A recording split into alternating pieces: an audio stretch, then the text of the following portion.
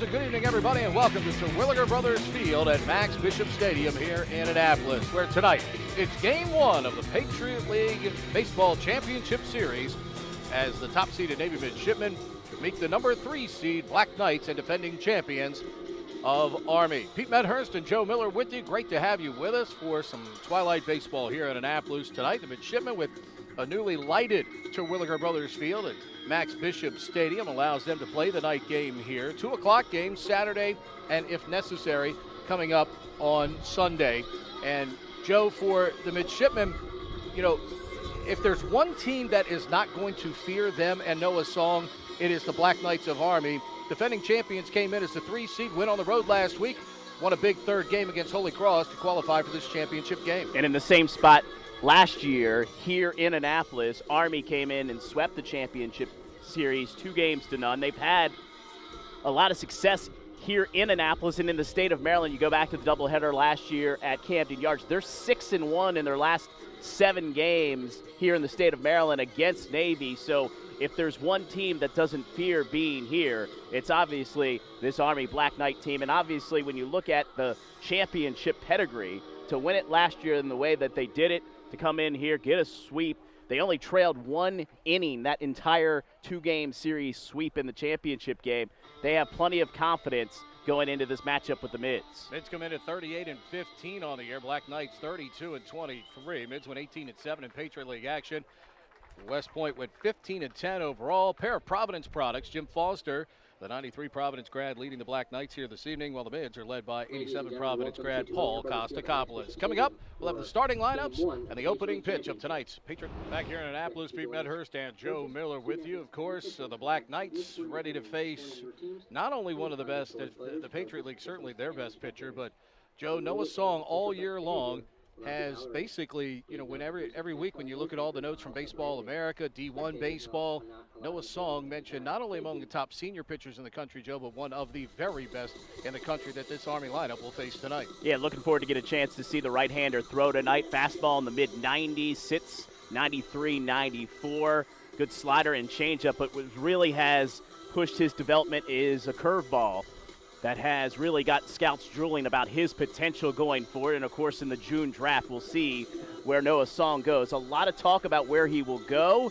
Nobody really knows if one team wants to take a chance on Song in the first couple rounds. But I think the general consensus, if he didn't have the military commitment going forward, he would be one of the top 50 to 70 players taken off the board in June's amateur draft. So we'll see what happens for Noah Song. Let's take a look at the lineup that he will face coming up this evening from the Black Knights of Army. Yeah, in center field, Jacob Hurtubise will lead things off for the Black Knights. He's their leading hitter, hitting .363. Also leads the team with 40 stolen bases. Batting second in left field, Andre Walton.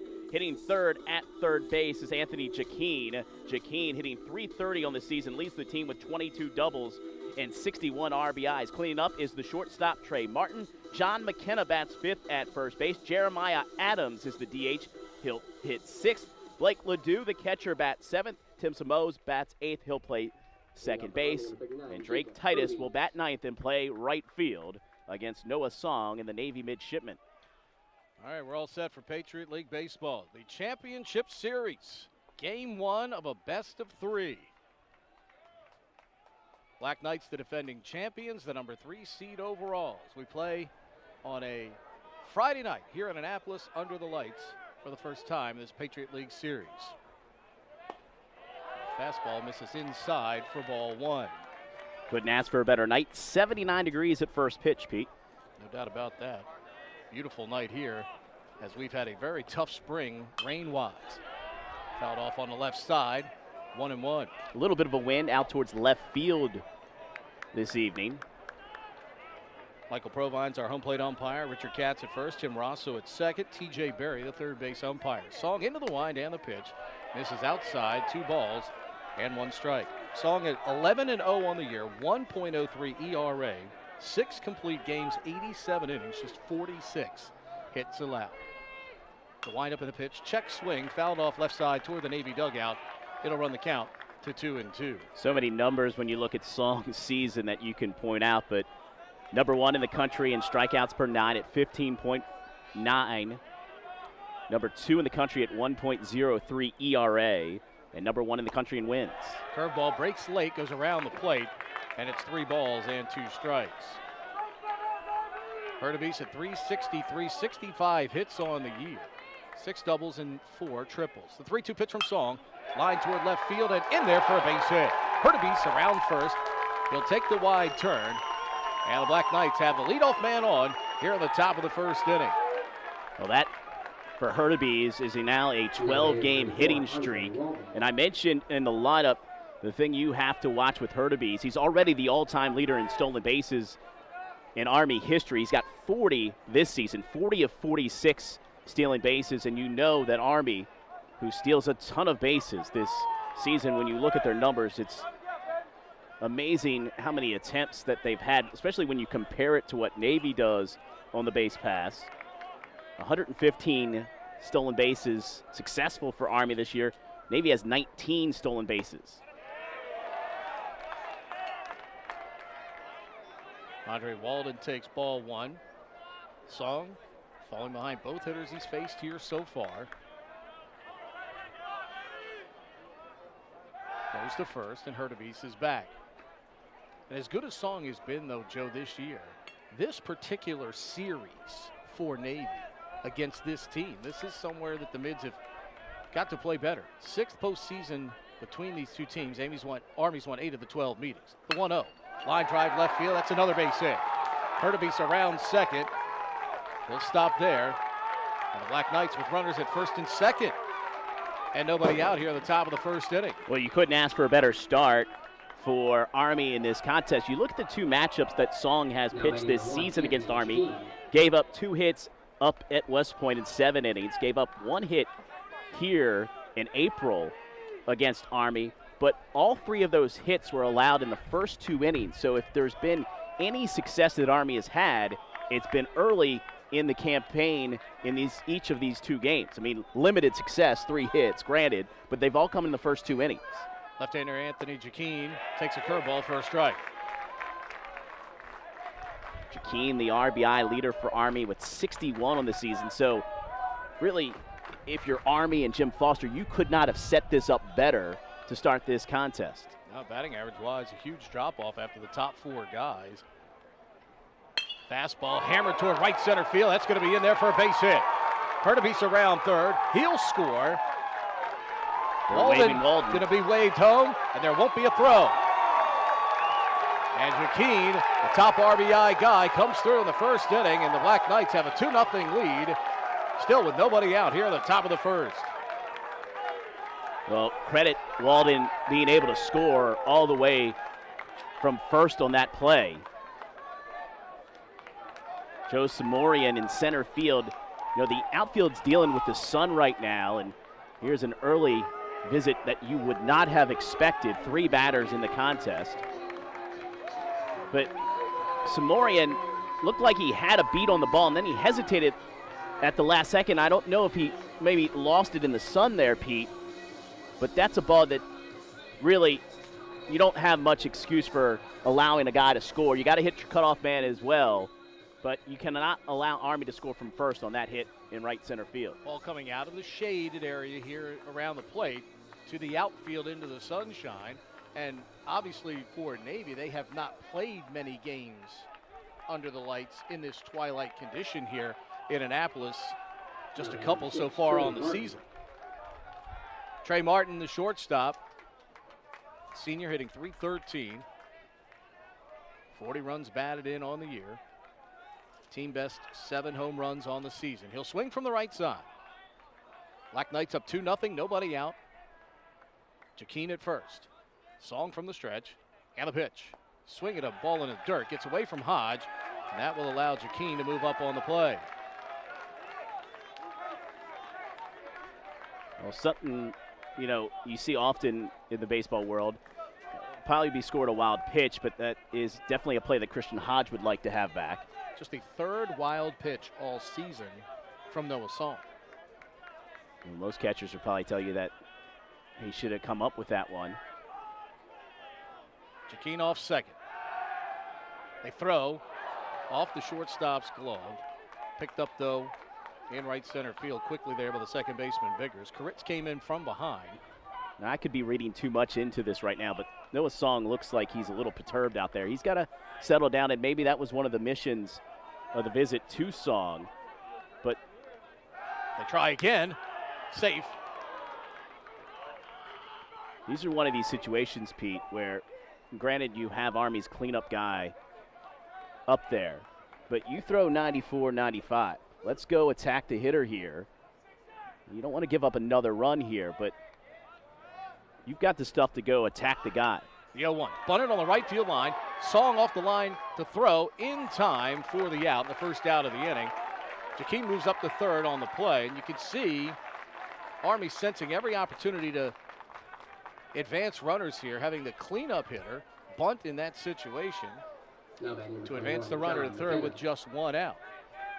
Trying to maximize this opportunity here against Noah Song. Well, even as you mentioned with the cleanup guy, that's a 6th sacrifice hit this season. If you look at the Army stats, that's certainly one area that certainly pops out how many times they do sacrifice the runner over.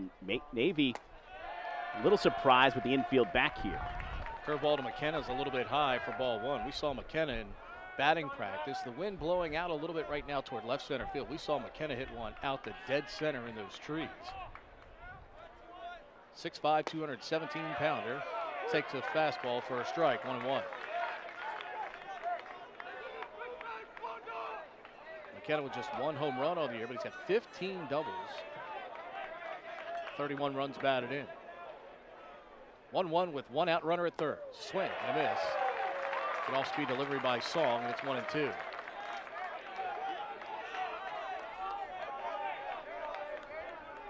You can see, Joe, the confidence for Song. We saw him start off a batter with a curveball, throw the off-speed pitch there, 1-1. Now hit 1-2. That's fouled off. McKenna stays alive. Well, certainly early in the game, Hurtubise, Walton jumped on fastballs early in the count. Walton especially. Hurtubise got the count to 3-2. But Song has, since those first two batters, really mixed his pitches a lot better. The 1-2. Swing and a miss. And it's dropped by Hodge. He got a piece of it. Just enough where Hodge could not secure it for the mids. And we'll do it again. Well, you might see Navy, if McKenna got to 2 strikes, also alter the infield. But those stay back here. The outfield moves around towards right field as Duffy goes to play the line. That pitch is outside. It's 2-2. Samorian in center. Big gap to right center as Duffy is closer to the line. Song very much needs a strikeout here. The 2-2. Curveball, and he gets it looking. And if you're going to be a top right-hander, you can see McKenna telling him, hey, curveball's good. As he heads back to the dugout. 2 outs now, and a huge strikeout for Noah Song in that situation. The Song up at Army had 13 Ks in the regular season matchup here in Annapolis. He had 8 strikeouts. So you look at those numbers, you can tell that Army adjusted in the second meeting between the two teams. And the other thing that Army's going to love is the pitch count has certainly gotten up here in this first inning. This one is skied towards center field. Samorian, a couple steps to his left, secures it for the final out of the inning. But the Black Knights jump on top. 3 hits, a man left, and at the end of a half inning, it's Army 2 and the midshipmen coming to bat. Back here in Annapolis, Black Knights get 2 in the top of the first inning. We'll go to the bottom of the first inning for the mids. Lowry, Koritz, and Biggers against right-hander Sam Messina for the Black Knights, and this is the lineup that he will face for the mids. Yeah, Evan Lowry leads off in left field. Michael Koritz bats second at shortstop. Zach Biggers hits third at second. Christian Hodge, cleanup hitter, is your catcher. Liam Lowry, the DH, bats fifth. Jacob Williamson hits sixth at third. Zach Stevens, the freshman, bats seventh at first. Ryan Duffy in right field hits eighth. And Joe Samorian bats ninth and plays center field. Lowry, Koritz, Biggers, Hodge, Liam Lowry, Williamson, Stevens, Duffy, Samorian for the mids against Sam Messina, 6-4, the 4.43 ERA, 14 appearances in 12 starts for the Black Knights. Messina of the year, starting 12 games, made 14 appearances overall, 67 innings, just 52 hits, 33 earned runs, struck out 64. Opposing hitters hit 214, but unlike Noah Song, came in with just 2 wild pitches and 2 hit batters. Messina at times has had some control issues, 10 wild pitches and 14 hit batsmen on the season. Yeah, the first thing that pops out when you look at that stat line, Pete, is those walks, wild pitches, and hit by pitches. 34 walks in 67 innings, 10 wild pitches, 14 hit by pitches as well. Opponents only hitting 214, but that ERA is a lot higher than you would expect for a guy that's forcing batters to hit just 214 against him. And then Lowry takes ball 1 to get us started here in the bottom of the first inning. Lowry at 277. 11 doubles, 1 triple on the season. Left-hander awaits the pitch. Hit down the right field line, and it's a foul ball. Foul ball, says first base umpire Richard Katz. We're almost in line with the first base line. It certainly appeared to be a good call. Runs the count to 1-1. Yeah, since that ball was past the first base bag, it's the first base umpire's decision to make the call there. Great crowd here on a Friday night. Parking at a premium right around the perimeter. People sitting out on the hillside. Packed in here. Maybe basketball coach Ed DeCellis amongst those watching here tonight. Curveball stays outside. 2 balls and 1 strike. We mentioned, Pete, last year in the finals between these two teams, Army swept it here. They only trailed in 1 inning. So how about you're already down 2-0. You'll see what the response of this Navy team is here in 2019. Inside, 3 balls and 1 strike. As you see the home plate umpire, Michael Provine, really good at using his head. You'll see the mask turn toward where the pitch was. That allows the dugout to know where it is. The 3-1. That's outside for ball 4. So Messina trying to nitpick a little bit around the plate. Didn't get a couple of close calls, and Evan Lowry on for the midshipman. It's probably universal in any level you talk about in baseball or softball. The last thing you want as a manager or head coach is, after you score 2 runs in the top of the first inning, to walk the leadoff man in the bottom of the first inning. See what Paul Kostakopoulos chooses to do here with the local product. Michael Koritz sitting at 303 on the year. 3 doubles, 1 triple, has 1 home run to his credit. 56 hits on the year. Lowry 1 for 1, stealing bases. Big hole on the right side as they hold him on base. 6 sacrifice hits this season for Koritz. Seen into the wind. It is a bunt. It's going to go foul outside third. We mentioned the stolen base difference. Navy really doesn't steal that much. You wouldn't expect that to happen much in this series. The other difference, you look at these two teams, they're very similar in a lot of different categories, but Navy clearly the better fielding team this season when you look at the fielding numbers, and that doesn't mean everything. You want to put the ball in play and force Army to make some plays on the defensive side. Fastball outside.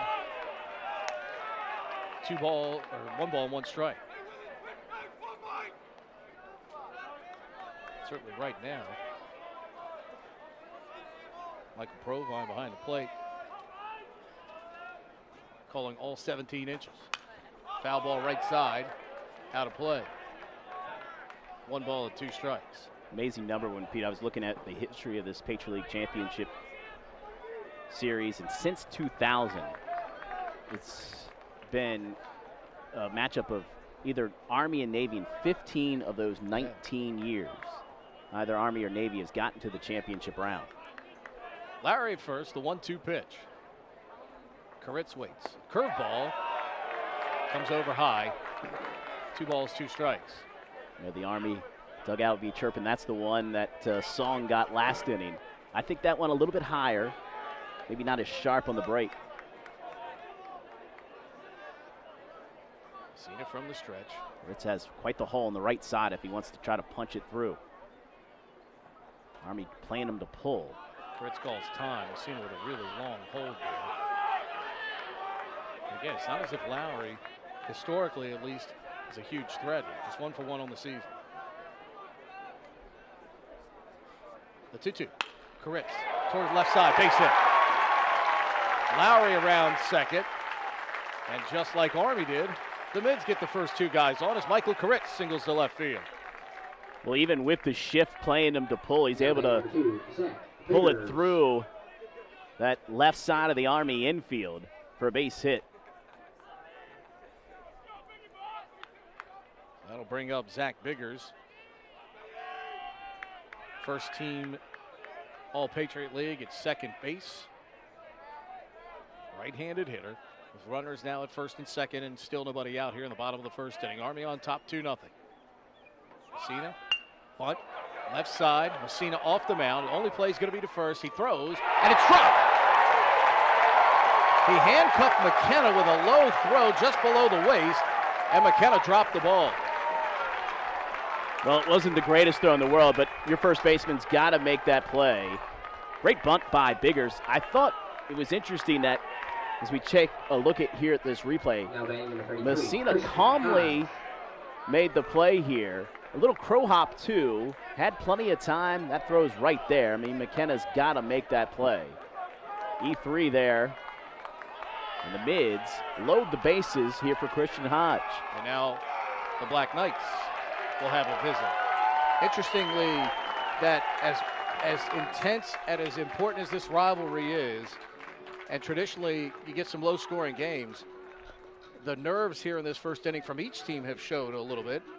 And now Sam Messina gets the early visit as the Mids have the bases loaded for Christian Hodge, Patriot League Player of the Year, and the numbers are pretty good. 301, a 7-double, 12 home run season, ties the Navy single season record with Marcus Lee for 12 home runs. 52 runs batted and tops on the club, slugging .520 on the year. Well, we talked about making this Army defense make some plays, and certainly a routine play, but that's why you bunt with your number 3 hitter, an accomplished hitter like Biggers there, to force them to make a play.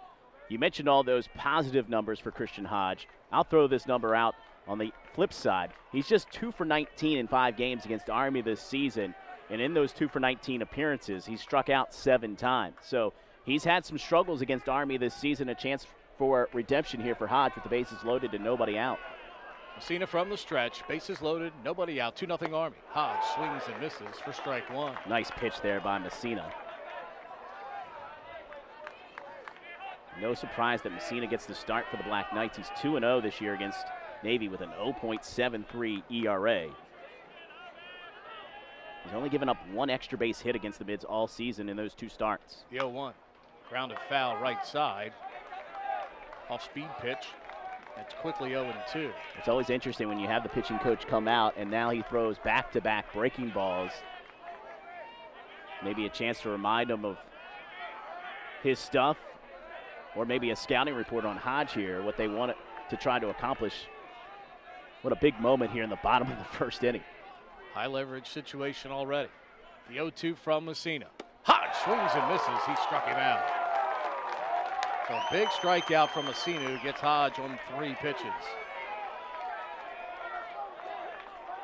Pacing Paul Kostakopoulos in front of the Navy dugout now. There's Liam Lowry up there, the designated hitter. Second team All-Patriot League selection. Swings from the left side against the right-hander Messina with the bases loaded. Here in this bottom of the first inning, 2-0, Army on top. Pitch outside for ball 1. Lowry on the year at 303. Senior with 57 hits on the year, 13 doubles, 2 triples, and 7 home runs. And 409 on base percentage. Big hole to hit through on the right side. They are not holding with the runner at first, Biggers. The 1-0 from Messina. Outside and low. Catcher got a decent piece of it so it doesn't get too far away. And it's 2 balls and no strikes. Evan, who's at third base, the brother of Liam, their father, graduate of West Point, 1987, graduate of West Point. Played on the soccer team for the Black Knights. Won a letter for them in 1986. Messina with a 2-0 pitch due to Lowry. Bases loaded. 1 out, bottom of the first. Lowry fouls it, and it's 2 balls and 1 strike.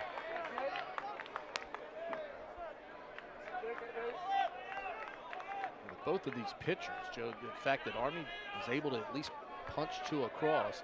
For Navy, you got to get something out of this because you don't know how many opportunities you're going to get like this in the course of a game against Messina. It's dominated you in 2 starts this year. The 2-1 outside this badly, and it's 3 balls and 1 strike. The play by Ledoux outside.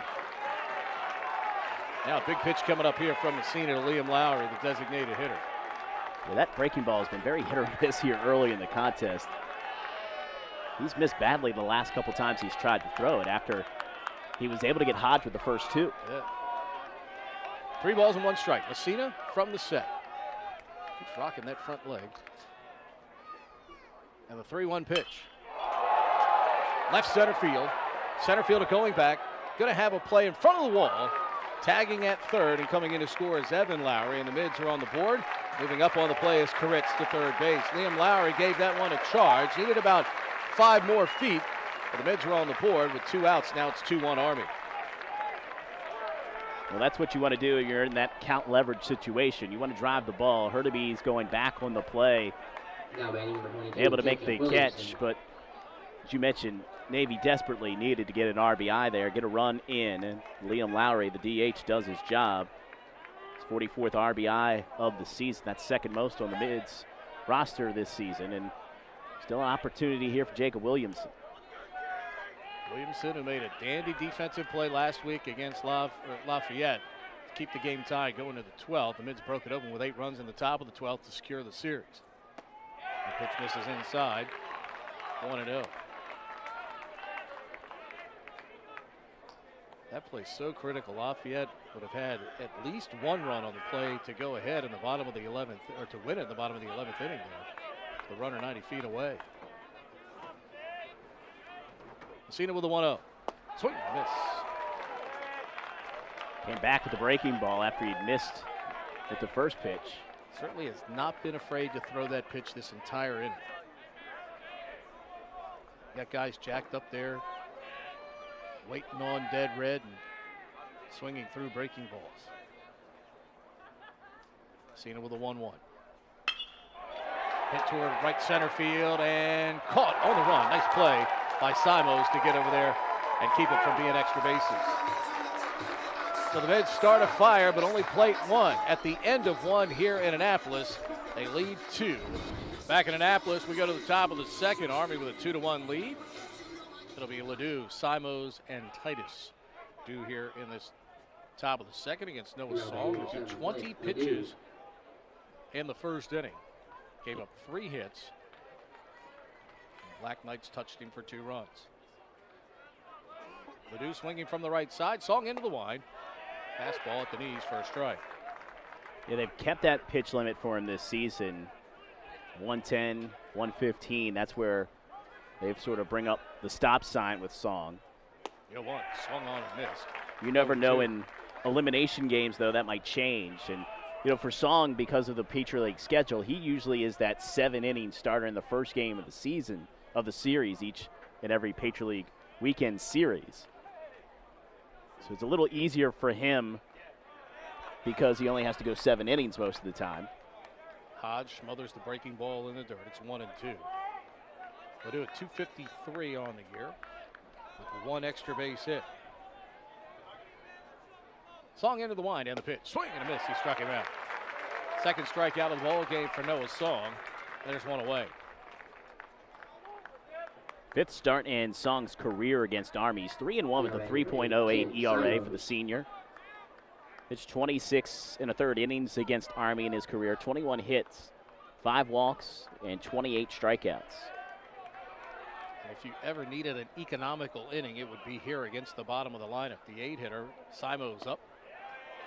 Misses low, ball 1.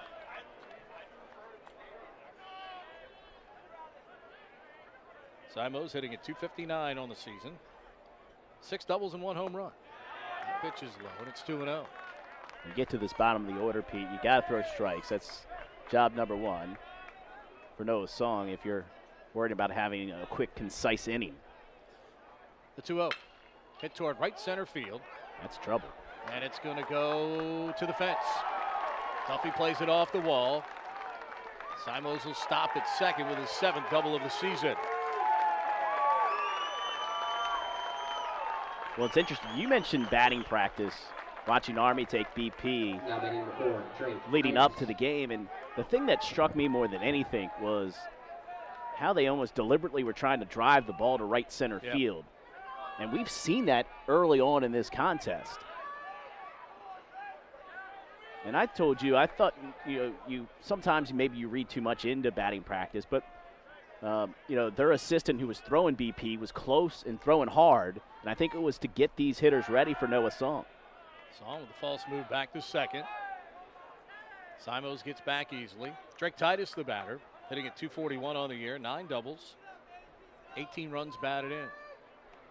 Song from the stretch. Fouled off right side. It's 0-1.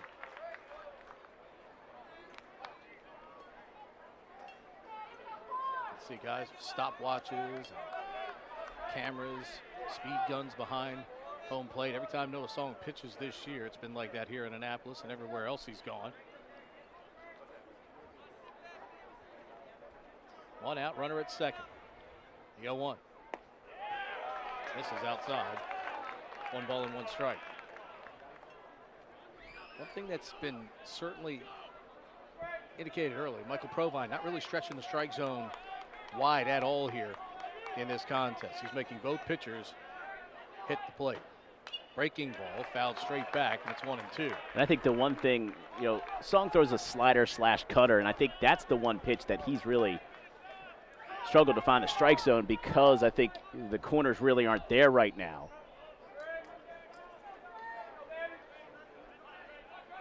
So Christian Hodge flashing the signs. Song from the stretch. And the pitch, big overhand, curveball, strike 3. And a big strikeout for the second out of the inning with a runner at second base. That'll bring up Jacob Hurtubise.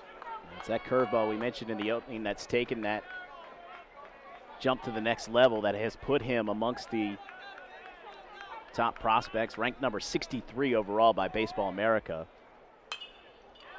So fouled off to the left. Into the parking lot. Everybody turns to see if their vehicle got struck. Takes a sigh of relief.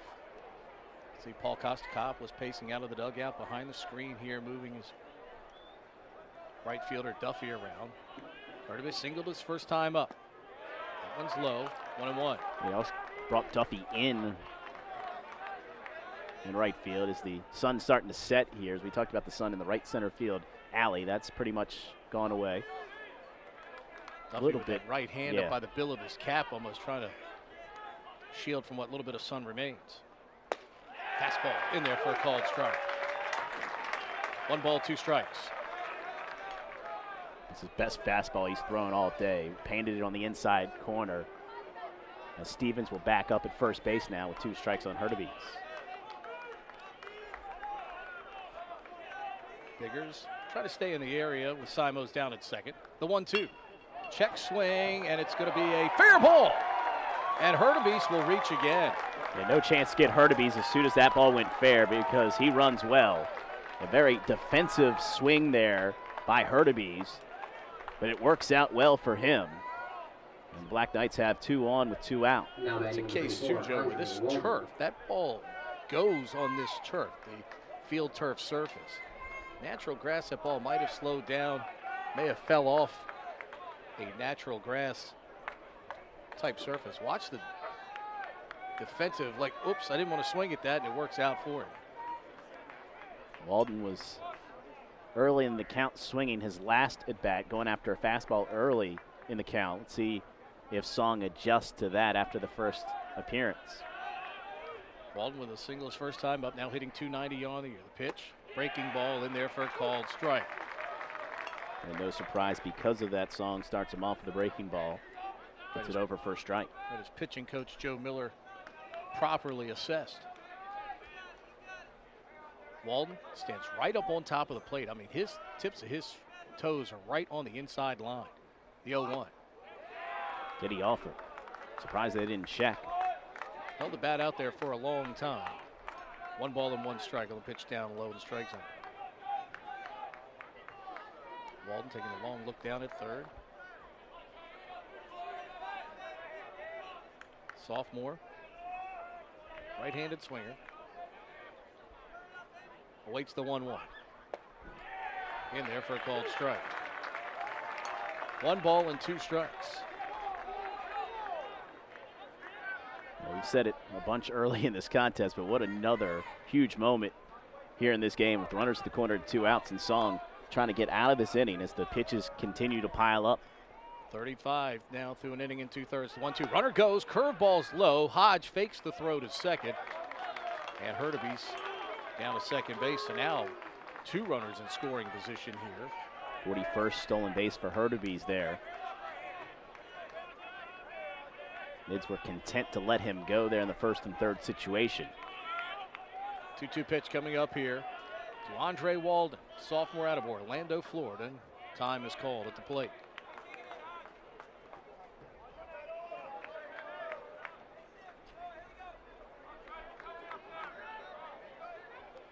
Walden 6'4", 227-pounder. 2-2 in the dirt, smothered by Hodge, and it's 3 balls and 2 strikes. Walden last year played at Hillsborough Community College, so it's a rarity to see a junior college player play for military school. We've done a lot of games. I don't remember seeing one of that in the past. I'm sure it's happened. Just one doesn't come to mind right away. 3 balls and 2 strikes. Song fires low, ball 4. So the Black Knights with the bases loaded. And Anthony Jaquin coming up. Not what you wanted to do there when you got ahead of Walton. He went back-to-back breaking balls there to get Walton to swing and miss, and Walton did a great job of laying off both those pitches. And now Jaquin, their top guy, stands in with the bases loaded and 2 outs. Already has 2 ribbies on the day.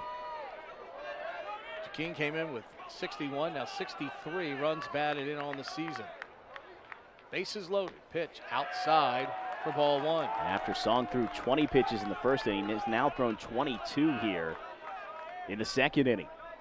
And that's after getting the first 2 outs via strikeout in this inning. Song from the stretch, the 1-0. Inside and low, 2-0. One of the rare times a Navy right-hander struggling early in this contest. 2-0. Hit down the right field line. Fair ball! This may clear the bases. Duffy picks it up right on the warning track in the outfield. Throws. Biggers throws to the plate, and it's going to be not in time. Hodge throws down to 3rd. Safe! Anthony Jaquin with a bases loaded triple. And the Black Knights plate 3 here in the top of the 2nd. They lead it 5-1.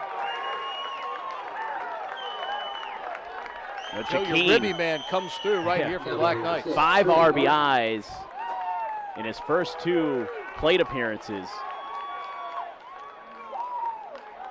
Pretty impressive for Jaquin. Last 10 games, Pete, coming into tonight, he had 19 RBIs in the last 10 games. So you add that to what he's now got 24 RBIs in the last 11 games for Army. Song misses inside here to Trey Martin. Trying to get a peek. His first time up. Sorry, Pete. Trying to get a peek to see if anybody's warming up right now for Navy. There is some stirring in their bullpen area, which is a little bit of a covered enclave, if you will, down to our left. Inside the Joe Duff batting facility. Hodge out to talk to his right-hander. You know, law of averages at some point, you know, every now and then does catch up with you as a pitcher. Sometimes you don't have your best stuff. He's had his best stuff almost every outing this year. It's one of the few times that he has not. The 1-0. Swung on and missed. Breaking ball from Song. As we talked about in the open, Joe, if there was any team coming in here that was not going to play in fear of Noah Song, it was going to be Army. And they've shown a great approach, good aggressive approach in the 1st inning, a very patient approach here in this 2nd inning. It's paid off. Swing and a miss. And it's 1-2. And last year in the Patriot League final here in Annapolis, Army won that game against Song 8-5. He went 7 innings, gave up 7 hits, 4 runs all earned, walked 3, and struck out 8. Given up 6 hits and 5 earned so far. 1-2 pitch to Martin. Low and outside. 2-2.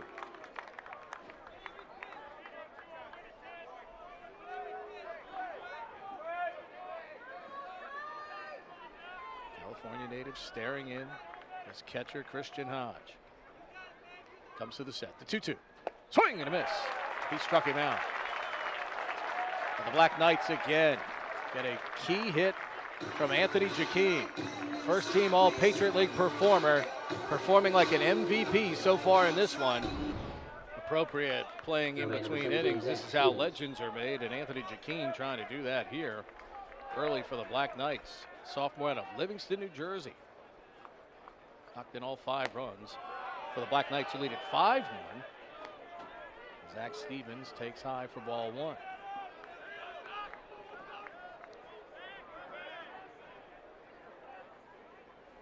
Seen into the line. That pitch is low, 2-0.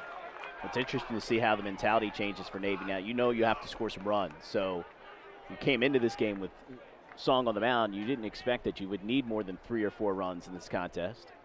2-0 pitch. Fouled off right side, and it's 2-1. Now you got to score some runs, so to take the small ball, not that Navy plays a ton of that, but it'll take that out of the equation. You have to be aggressive here. But you can't get it all back at one time, too. You can't have everybody going up there swinging for the fences. Either 2-1, that one misses low, and it's 3-1. And if Messina's going to allow you to get back in the game by not throwing strikes, you've got to take it at this point.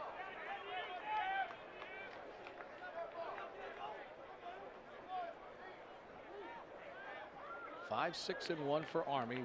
1-1-0 for the Mids as we play in the bottom of the second. 3-1 pitch from Messina on the way. Ground and foul left side. We'll run the count to 3-2. Again, it's interesting there. Messina behind the count 3-1 goes to a breaking ball on a 3-1 pitch. We're pitching backwards than what you would normally expect. 3-2 pitch on the way. Up the middle, right at the second baseman, perfectly placed. Throw to first in time. Simons makes the play. Now number 18, There's one away. Duffy.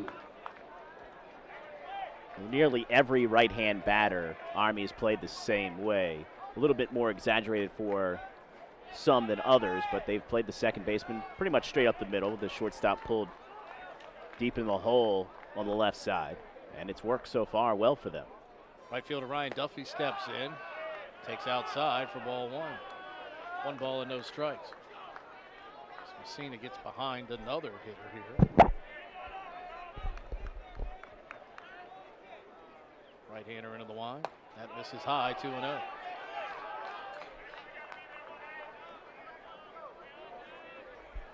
See Paul Costacopoulos in the background. Love to put a Fitbit on him and see what his step count is during the game. I mean, he is back and forth constantly. 2-0 pitch. That misses high, and it's 3-0. Well, it's interesting, sort of, you wonder what's going on in his head as far as when you deal with Song here.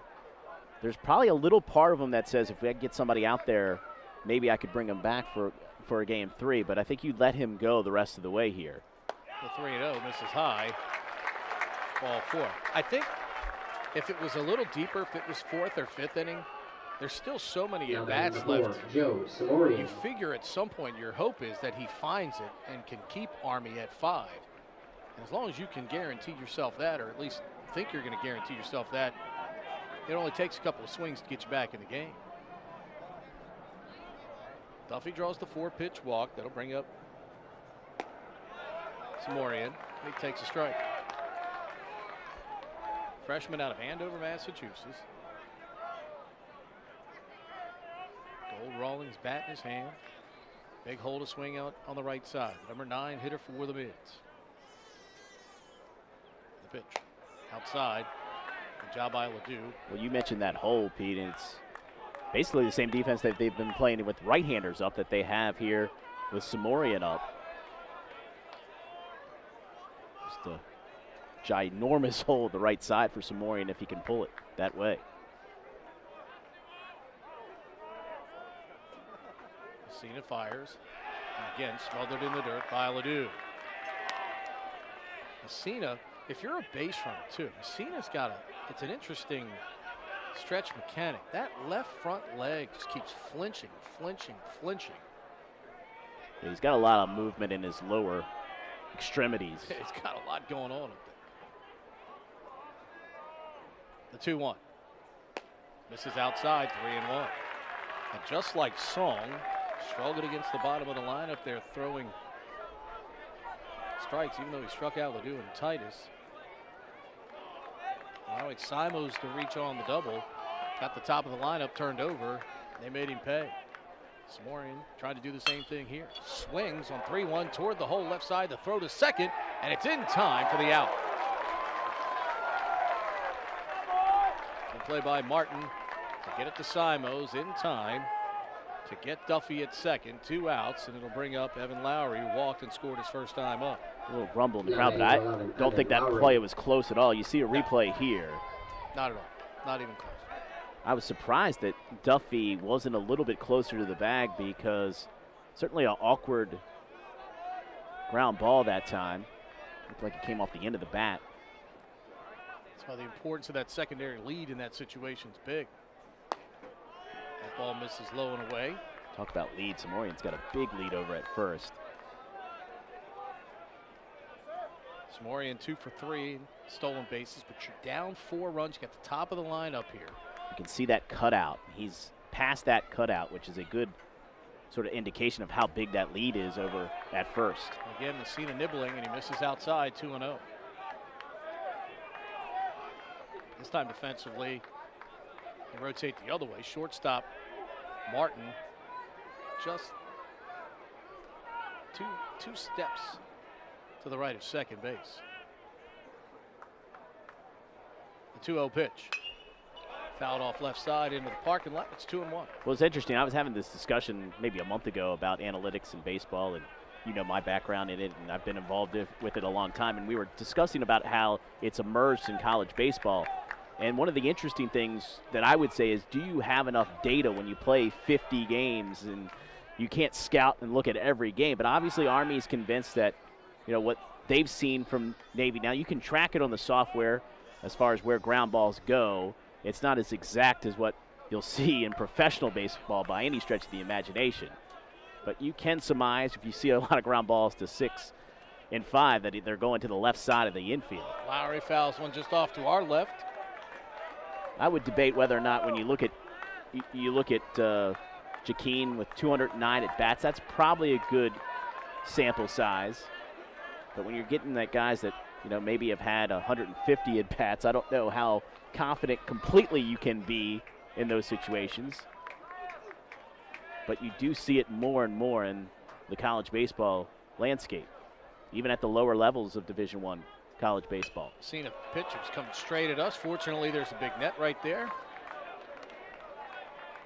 2 balls, 2 strikes. 2 outs here in the bottom of the second. Both pitchers have thrown a lot of pitches here in the early going. Started at 7:05. We're almost 10 minutes short of an hour already. We're only in the bottom of the second. Yeah, Messina at 41 pitches. 2-2 low. Ledoux with a nice job there. 3 balls, 2 strikes now to Evan Lowry, the junior out of Williamsburg, Virginia. I will say one thing, that since the sun went down, the wind has really died down. Big flag in center field now, pretty much still, and the breeze that was blowing behind us toward the field as we are outside, not even really blowing right now at all. Cena off the rubber to regather. And time is called. McKenna will play off the bag here, so Samorian will get a head start, maybe a little bit. He'll try to sneak behind, so you have to be aware if you're Samorian. 3 balls, 2 strikes. Runner at first is Samorian. He runs. This one's hit toward left center field. That's trouble. On the move is Walden, and he'll get there to make the play. Those long strides of the 6'4" Andre Walden run it down in left center field. And the mid-strand one here in the bottom of the second. We go to the third here in Annapolis. Back here in Annapolis, Army, big bat. Anthony Jaquin leading it here 5-1.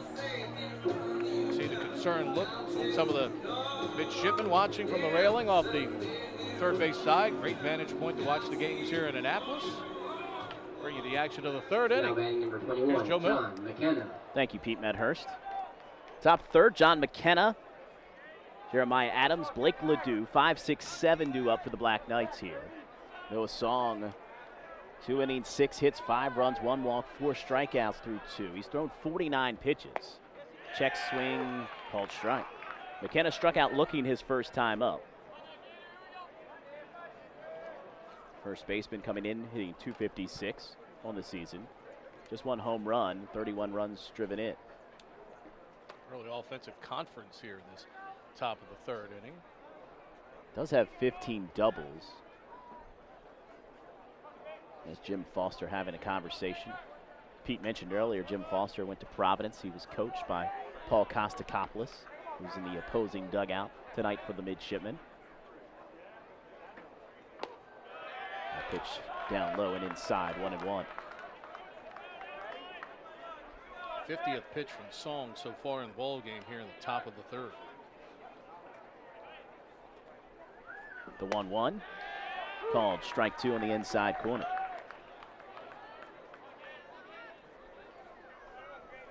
Song quicker here in this third inning as he delivers the 1-2. High fly ball, right field. Duffy backing up on it. Has room, still backing up, and near the track makes the catch. Looked like he settled under it and then had about 5 more steps back before it makes the catch. As McKenna is retired for the first out of the inning.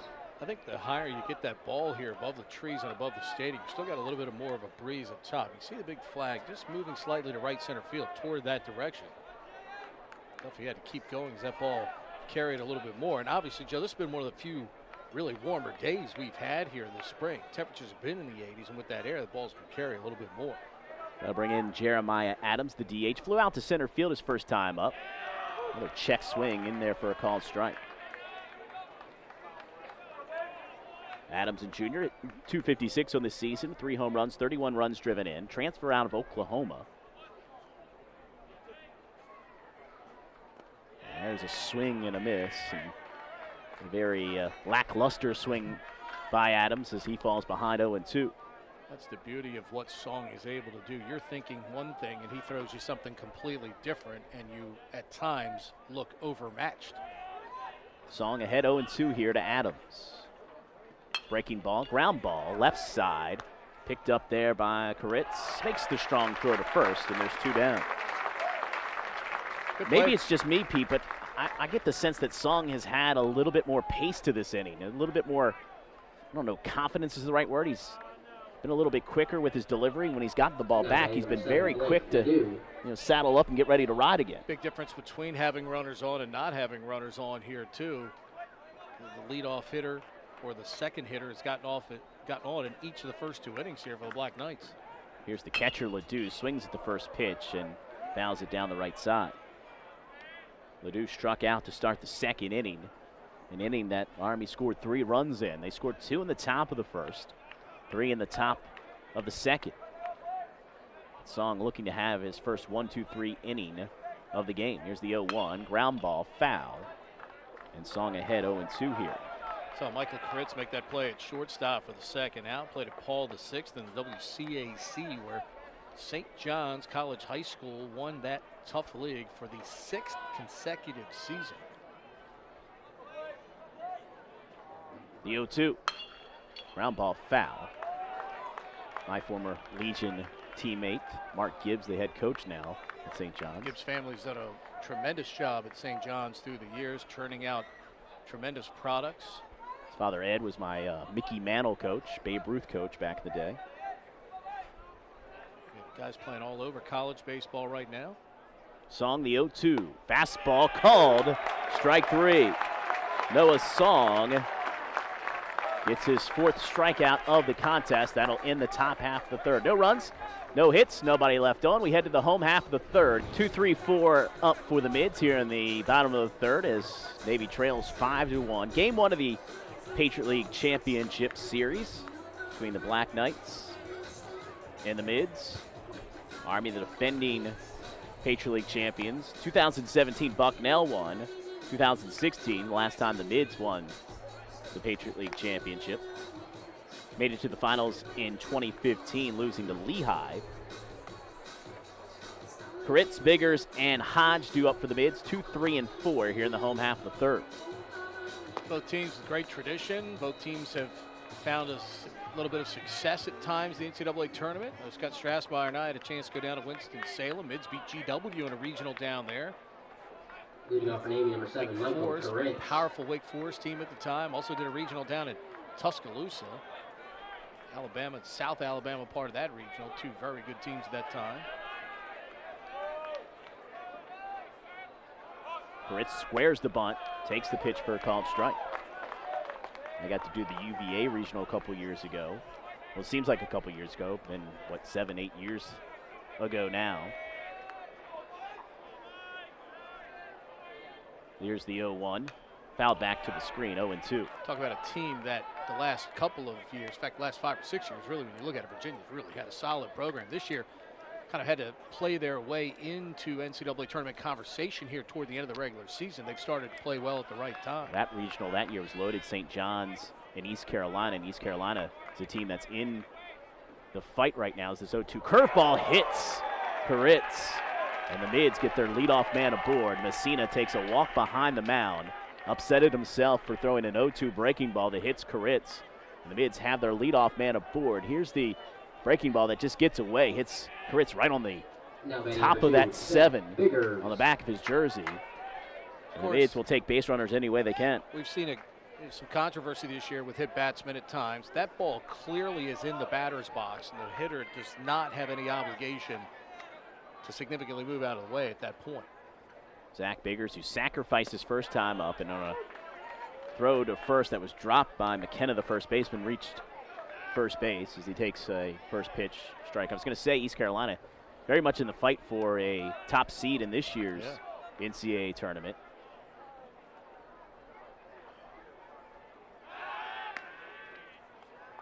Talked about Messina earlier. That's his 15th hit batsman of the year.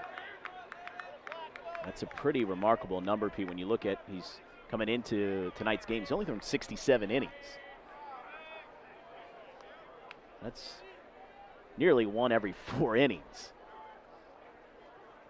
The 0-1 to Biggers. Breaking ball, that nearly hit him, and it did. Biggers will make his way down to first, and Messina hits the first 2 batters of the third inning. Hit him on the left forearm, right around the elbow. And again, that pitch is completely off of the plate. What they did this year is they've cracked down on hitters who love to crowd the plate, get those elbows out over the plate, shoulders, and take a hit ball there. We've seen umpires not allow that this season. Messina, fastball in there for a called strike. Of course, Christian Hodge struck out his first time, came up with the bases loaded and nobody out in the bottom of the first. Now he comes up with nobody out and 2 on here. These are the spots that you love to have your big bopper, and Hodge has been that this season. Well, Jaquin has been that for Army in this game. Hodge got to do the same thing here for the Mids. The 0-1 inside, 1-1. Hodge's dad, Chris, first-team All-American, 1993, Division II at Augusta State. Black Knights going to get some movement down in their right field bullpen. We see their bullpen catcher heading down there. Hodge a hit in 8 of his last 9 games. First team All-Patriot League, second team All-American last year. Louisville Slugger All-American. The 1-1, that's low, 2-1. Much better approach here by Hodge, who struck out on 3 pitches his first time up. Patriot League's Player of the Year is tied with Marcus Lee for the Navy lead, single season high with 12 home runs on the campaign. Marcus at 29 as a midshipman in the early 90s. Messina looks back at second. Here's the 2-1. Inside, ball 3. We said it all game long. Michael Provine, the home plate umpire, has not given an inch off of the plate, either side, the entire game. And Messina has nibbled a lot in this game. And clearly Hodge is a guy that you would nibble against. That pitch on the inner half where you want to get it in on his hands, but just too far inside. Army catcher Blake Ledoux staring into the dugout, gets the sign. Messina set to deliver the 3-1 to Hodge here. Low ball 4, and the Mids have the bases loaded after 2 hit-by pitches and a walk, and they're loaded for Liam Lowry.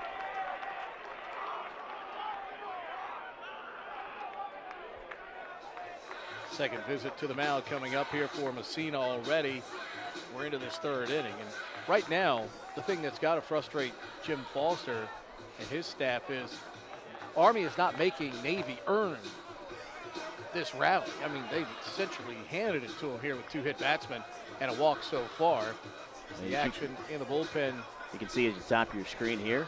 And now we give you that look. Number 15, Rob Burkeen, warming up.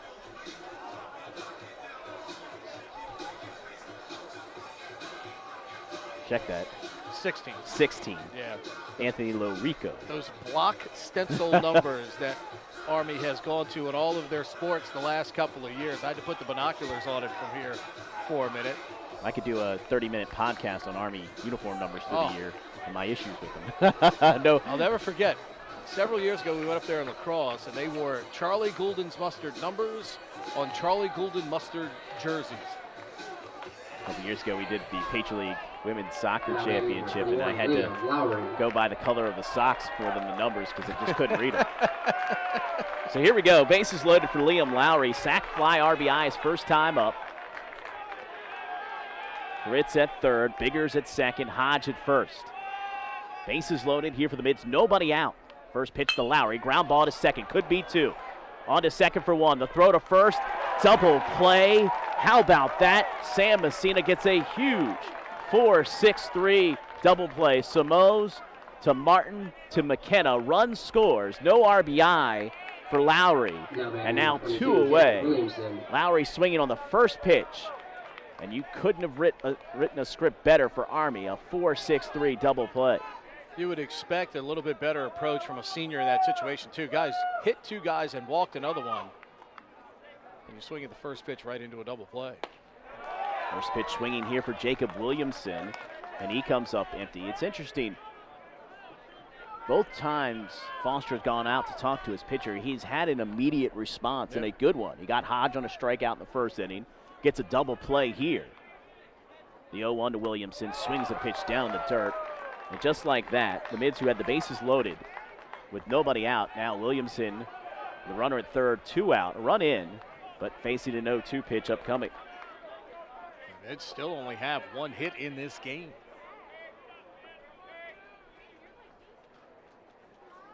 Swing and a pitch in the dirt. Tag not applied, but Ledoux will make the throw down to 1st to end the inning. The Mids had a golden opportunity. They only get 1. 1 run, no hits, 1 left. We played 3 here in Annapolis. Top of the 4th, 5-2 Army with the lead. But Pete, what a great opportunity in the bottom of the 3rd for the Mids, and they only get 1 run. The amazing thing was 2 hit batsmen and a walk. Nobody out, bases loaded. And Messina needed 4 pitches to get out of the inning. 4 pitches. That's all he had to throw after that. Such a big response. And you mentioned it. After both visits to the mound, Messina has responded very well both times for the Black Knights to keep Navy's damage at a minimum.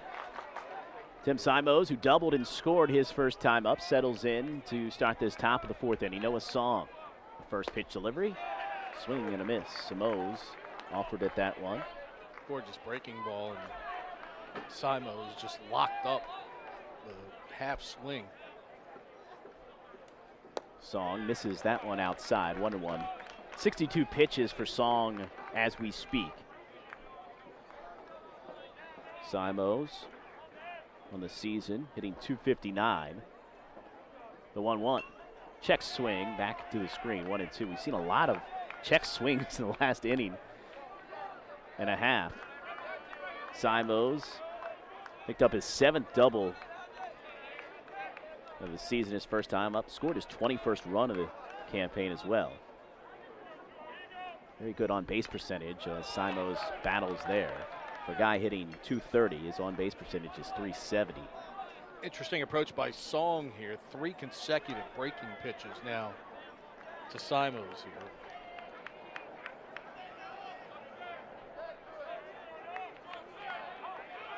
Been a little bit surprised at how little we've seen of Song's fastball tonight.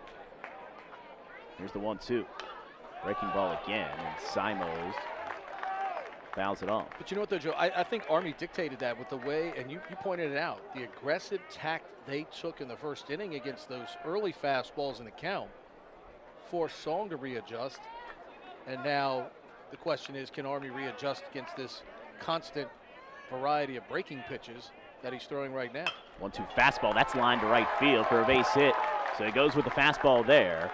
And a little bobble by Duffy, but he gets it back in. And Simos, again, 2 for 2 as he starts the top of the fourth with a base hit.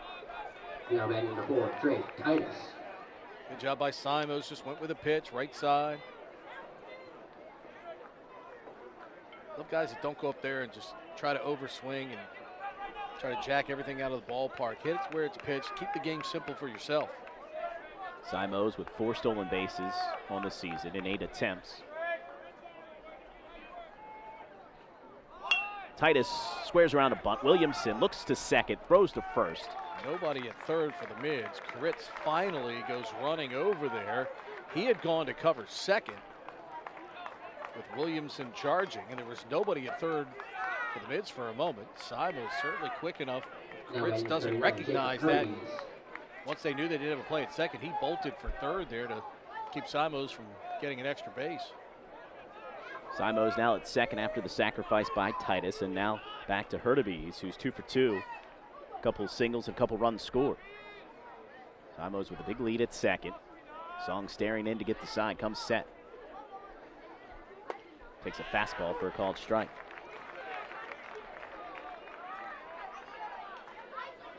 "12-game hitting streak for Hurtubise. As impressive as the season has come to an end in the regular season. Led the Patriot League in hitting at .363. Check on second.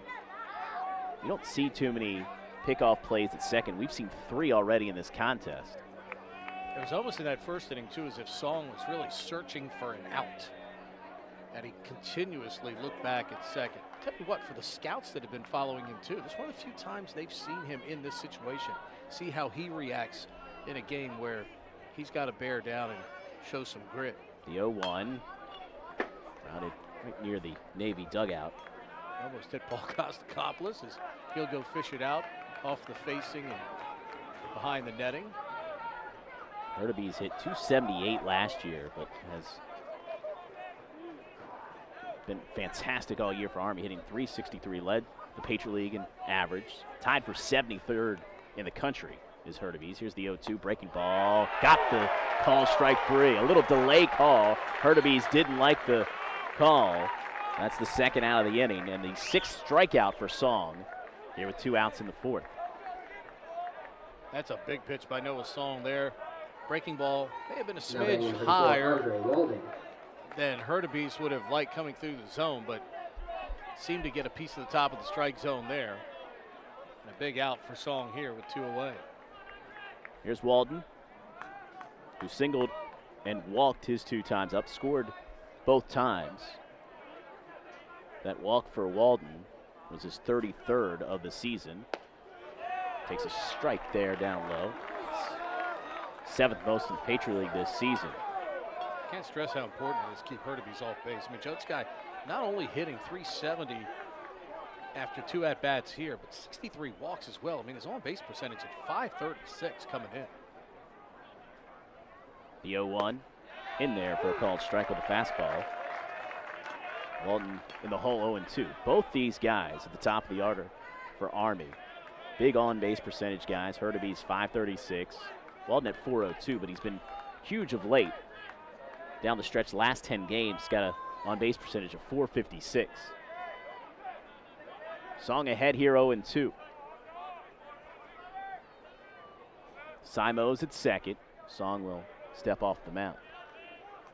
Hodge will recycle through the sides.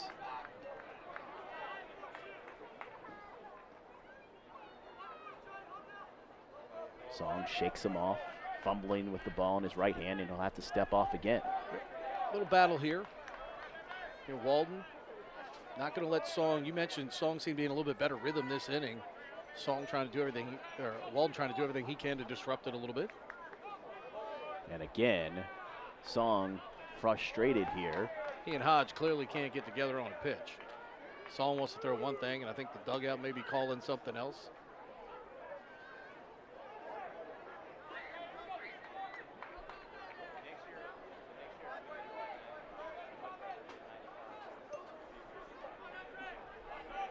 Interesting, because it's an 0-2 count, so you have a couple of pitches to waste here if you wanted to. Here's the 0-2. That's in the dirt. Nice job by Hodge to block it. So he went with the breaking ball. Talking about Hurtubise and Walton down the stretch. Hurtubise's last 10 games, a .587 on-base percentage, and Walton a .456. So these guys have been on the base pass a ton here recently, and it has continued tonight. High fly ball to right field. Backing up is Duffy towards the line, and he'll make the catch as his hat falls off. Duffy has had some adventures tonight in right field, but he makes the grab there. No runs, one hit, one left done. We head to the home half of the fourth. 7-8-9 for the Mids here in the bottom of the fourth. They trail by 3, 5-2. 17, Zach Stevens. Zach Stevens, Ryan Duffy, Joe Samorian due up for the Mids. It's Sam Messina. Walked 3, struck out 2. He's hit a couple as well. First pitch fastball in there for a strike. The Mids have only managed one hit off of Messina. The 0-1 breaking ball. That nearly got Stevens. Up and in. 10 doubles, 3 triples, and 5 home runs here for Stevens. Of all the Mids regulars, he leads the team in slugging percentage at .530 on the season after his first at-bat. He's also the guy with the most success this year against Army. 6 for 18 with a couple doubles, a couple home runs against the Black Knights. The 1-1. Fastball a little late on it. 1-2. Second team Patriot League, freshman from Lexington, Mass. Played the IMG Academy in high school. Here's the 1-2. Fouled back to the screen.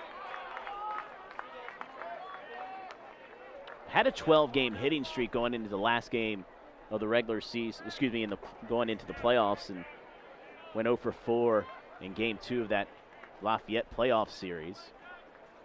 Has been in good form of late, and he swings and misses at that one. Messina, back-to-back strikeouts. Struck out Williamson in the third and strikes out Stevens to start the fourth. Number 18, Ryan Duffy. I just wonder if Messina, just go up there and throw your fastball right now. Navy's only got one hit off of you. The damage has come is when you have done it to yourself in this contest. Here's Duffy, walked the first time, swinging at the first pitch, fouls it back off the mitt of Ledoux and off the screen. Rico again throwing in the Army bullpen is Messina now 63 pitches in the ball game. Duffy, ground ball left side. Shakeen backs up on it, makes the throw to first, and there's 2 down.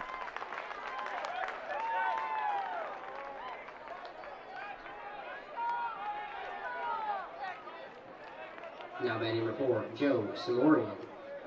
So 2 outs and nobody on. Tell you, Jaqueen, just a sophomore too, Joe. What a guy that Army's got to continue to build with in the middle of that lineup. Talk about a clutch player. Fastball misses up and away. You mentioned just a sophomore, and look at his potential down the line. A swing and a miss. He's a freshman All-American.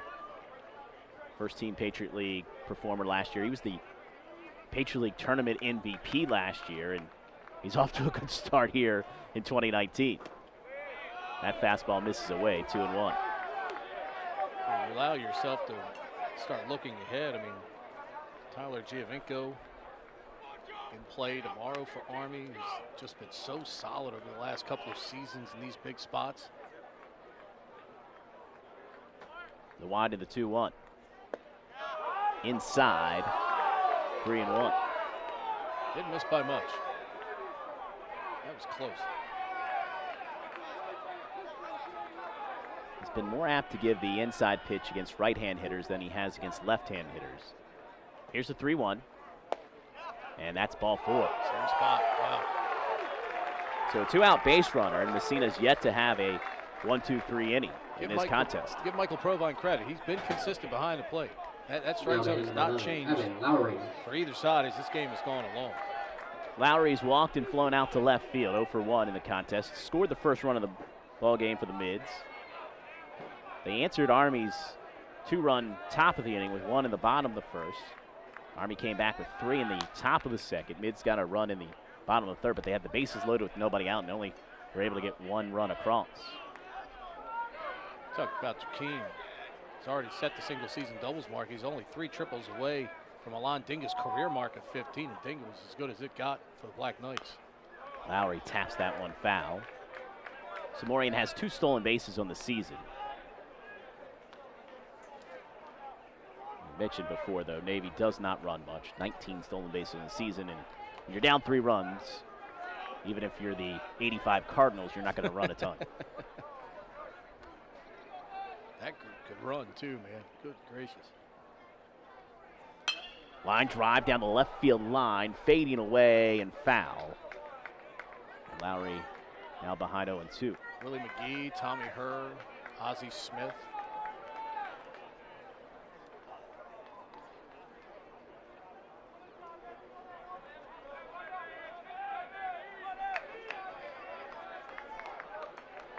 Eventually lost that 85 World Series. Very controversial call with Don Dinkinger at first base. Yes, it was. Joaquin Andahar lost his mind. Messina head 0-2. That's inside and low. Lowry thought about it, but held up. 1 ball and 2 strikes, 2 outs. Run on first here in the bottom of the 4th inning. Messina set to deliver pitch number 74 in the night for him. Comes set with that front leg jiggling. And the 1-2. Almost fell off the mound there on that delivery. Lowry fouls it back to the screen.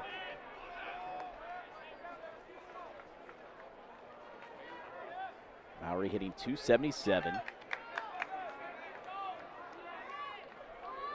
Big RBI total for a guy that spent most of the season leading off. 33 runs driven in. Messina.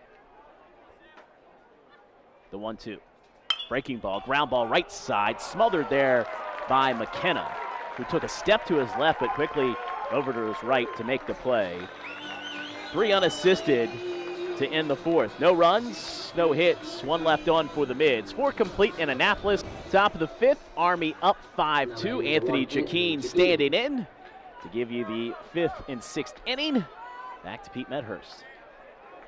5-2 Black Knights, 5-7-1 for Army, 2-1-0 for the Mids. Noah Song, 74 pitches as we start this top of the 5th inning. Pitch on the outer half for a called strike. I was looking at Jakeem's numbers against Navy now in 6 games. He's 9 for 19 this year against the Mids. That's .473. 9 hits. Breaking ball skied on the right side. And eventually comes down in the glove of Biggers, the second baseman. That thing was hit sky high under this full moon here in Annapolis tonight for the first out of the inning. Just to wrap up with Jakeem, he has now 11 runs driven in against Navy this season. In 5 games and 2 at-bats. Check that now, 3 at-bats. But retired there. And you know, I mean, look, some players, and we see this in athletics all the time. You and I call so many sports here at the Academy of the 33 varsity sports that Navy sponsors here. We see a ton of them. Some athletes just have that clutch gene. He appears to be one of those players. Both critical situations in this game, and he came through with big, big hits. Martin fouls off the first one, fall behind 0-1. Song into the line, the 0-1 pitch. Fastball outside, 1-1. Game 2 of the series, 2 o'clock tomorrow afternoon here in Annapolis. If necessary, game 3 Sunday, also at 2. The 1-1 in the dirt, off of Hodge, the catcher, and it's 2 balls and 1 strike. Song, one of the semi-finalists for National Player of the Year, National Player of the Week 5 different times on the season. So the 2-1 pitch coming up here to Trey Martin. Martin will back out. Song, a long look in at Hodge. Didn't break Song's stride there. Nope. Martin right on top of the plate from the right side. And the pitch. Throw it in. 3 balls and 1 strike.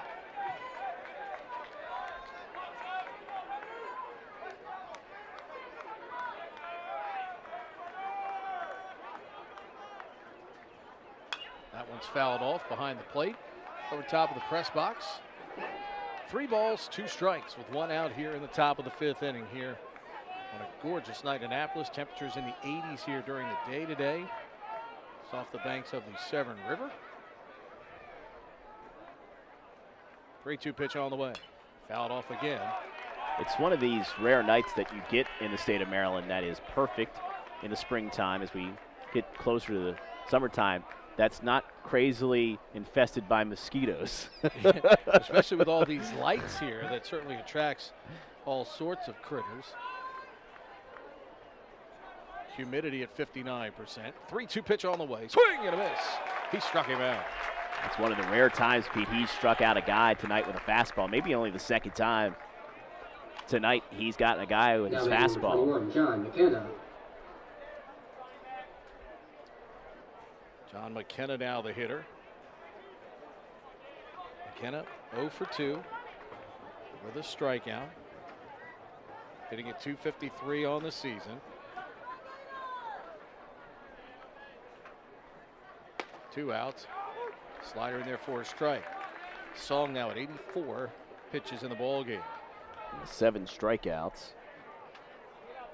You talk about the 1 misses inside, 1-1. What, when you're going so well, what a tough start can do for your ERA. Noah started this contest at a 1.03 ERA. His ERA is now up to 1.47. That breaking ball misses inside. 2 balls and 1 strike. That just tells you how absurd his season has been, that after 4 innings, his ERA can go up 0.40 points. 2-1 pitch. Fastball hit off the pole right behind the backstop. Karams all the way out near first base. Well, you always hear that it's baseball. It's very difficult to hit a round ball with a round object. In that case, it happened twice. The ball went off the bat and then went off a round object on the back, off the pole. Fastball misses outside, 3-2. Tommy Rispoli, first base coach, picking it up over there. Graduate of Campbell University, the Fighting Camels. 3-2 pitch from Song. Breaking ball, and it hits it.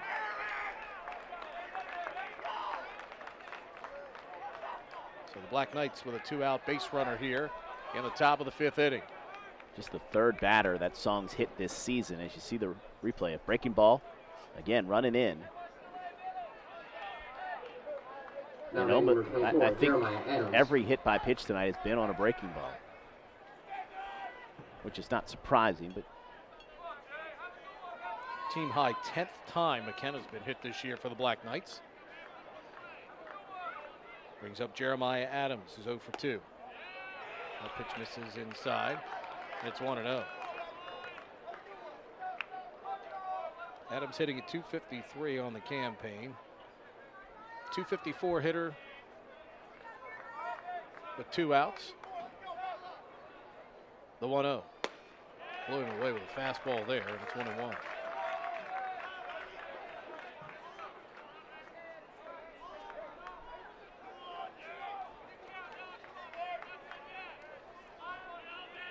High octane from the Claremont, California native out of Claremont High. Comes to the set position. The right-hander fires. Fastball, swing and a miss.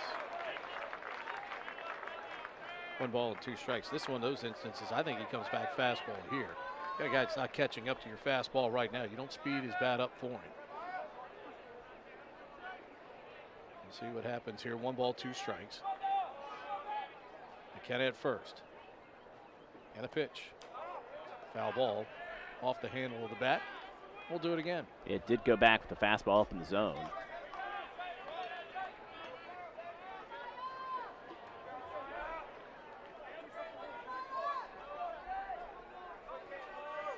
Again, yet another Army hitter stands right up on top of the plate. Tips those toes right on that inside chalk line. Song shakes off Hodge. Now the set. Big overhand curve misses up high, and it's 2-2.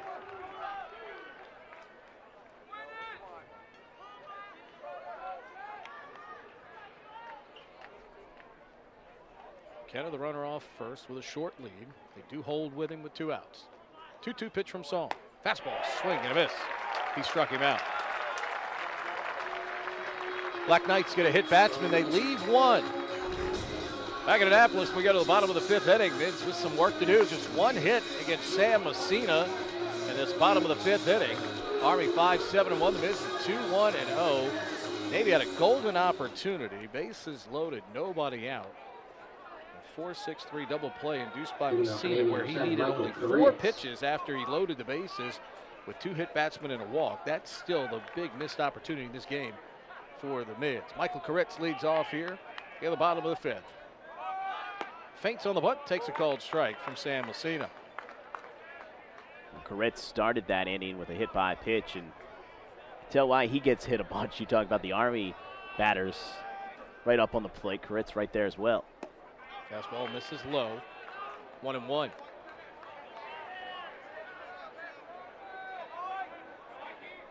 Koritz 1 for 1 with a run scored. Messina into the line.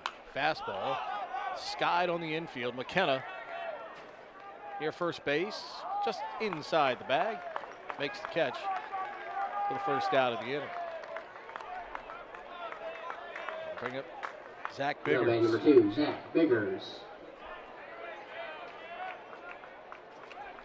Biggers reached on an error and was hit by a pitch.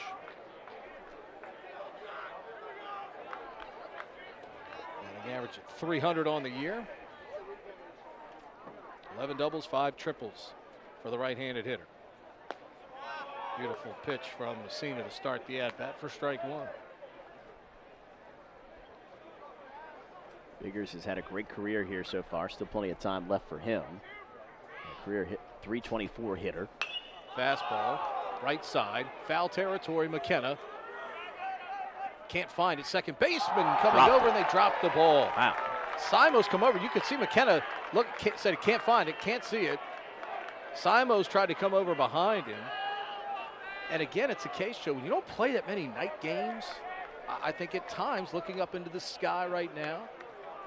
You saw McKenna put the palms up there, and it's interesting. It's tough from this angle, looking at his angle, but you wouldn't think the lights would have been that big of a factor there.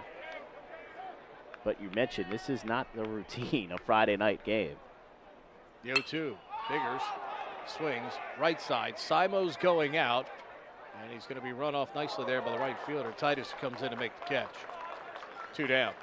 I'll say one thing about this game, and you mentioned earlier, I don't know if it's some sort of jet stream or what's going on in right field. Neither guys, whether it's been Duffy or Titus, have looked very comfortable making what should be routine plays on the night so far. McKenna twice on pop-ups over on that side. Christian Hodge, the batter. Now Messina, we've seen it all night tonight, Pete. When he gets ahead of guys, he's just a different pitcher.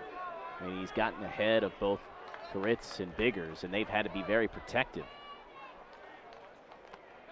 That fastball misses in the dirt outside. It's 1-0. Hodge 0 for 1 with a walk. Struck out in the first inning. But the bases loaded. Patriot League's Player of the Year. 12 dingers on the campaign. Messina into the line. Fastball in there for a strike.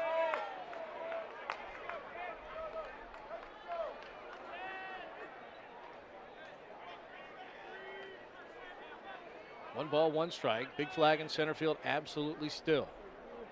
1-1. Hodge hits it left side. Walden over to make the grab for the final out of the inning. 3 up, 3 down go the Mids. Through 5 here in Annapolis in Game 1 of the Patriot League Championship Series. Under the lights here in Annapolis in this Patriot League Championship Series. Game 1. Army up 5-2. Black Knights 2 in the first and 3 in the second. Navy with 1 in the first and 1 in the third. And Joe Noah's song, if we were on a 7-inning No, game, number 7, 95 Ledoux. pitches wouldn't be a bad pace. Problem is, these are all 9-inning games now, and the Navy big right-hander getting ready to hurl pitch number 96 here to start this 6th inning. Blake Ledoux. Blooper, right side. Biggers makes a dive and can't get it. So Ledoux will reach on the single, his first of the night. He's now 1 for 3 after striking out twice. I can't tell what number, but there is movement in the Navy bullpen. But you're right. I mean, Simons. great effort by Biggers there, making the dive towards the right field line. And we touched on it earlier. Basically, this season they've pretty much said 110, 115 Song's limit. So this might be his last inning. Might be the last time he pitches in a Navy uniform. Song throws to first. Ledoux is back. Simos 2 for 2, hitting in the 8th spot tonight for the Black Knights. Ledoux, not much of a threat to run. He's only tried once this year and was caught.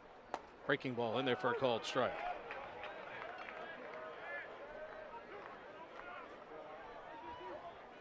Simos with a run scored, raised the batting average to 277. The double here in the contest. Williamson at third playing in for the Mids. Think of this part of the lineup. The leadoff hit, the bunt could be in play here. We'll see. I think with Army, it's in play almost any spot in the lineup. Maybe the exception of Jaqueen. I think it's in the play for just about any other time. Yeah, good call. We saw Trey Martin do that in the first inning, in the middle of the first inning rally there. He's a cleanup hitter. Simos waits the 0-1, swings at a ball down low, and it's 0-2. Got a piece of it, according to the home plate umpire, Michael Provine. I think those throws to first, not necessarily because they thought Ledoux was a threat. They were trying to see if Simos would give anything away with a bunt. Now 0-2, more than likely swinging away here.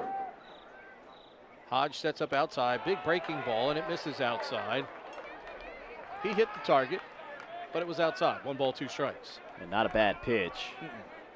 That's the one where the fans in the stands see the catcher never move. Ball hits his glove, and everybody's up in arms like, oh, it should be a strike. Except Hodge clearly set up outside off the plate. 1-2 coming up here to Simos.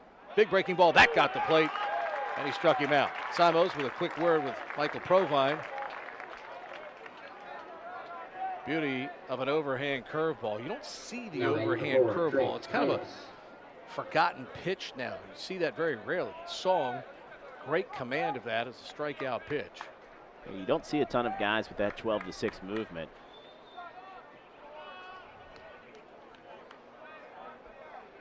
That'll bring up Drake Titus. You look up and now you see Song with 9 strikeouts. That one's hit down the right field line. That's going to be a base hit. Duffy kicks it into foul territory, picks it up over by the fence.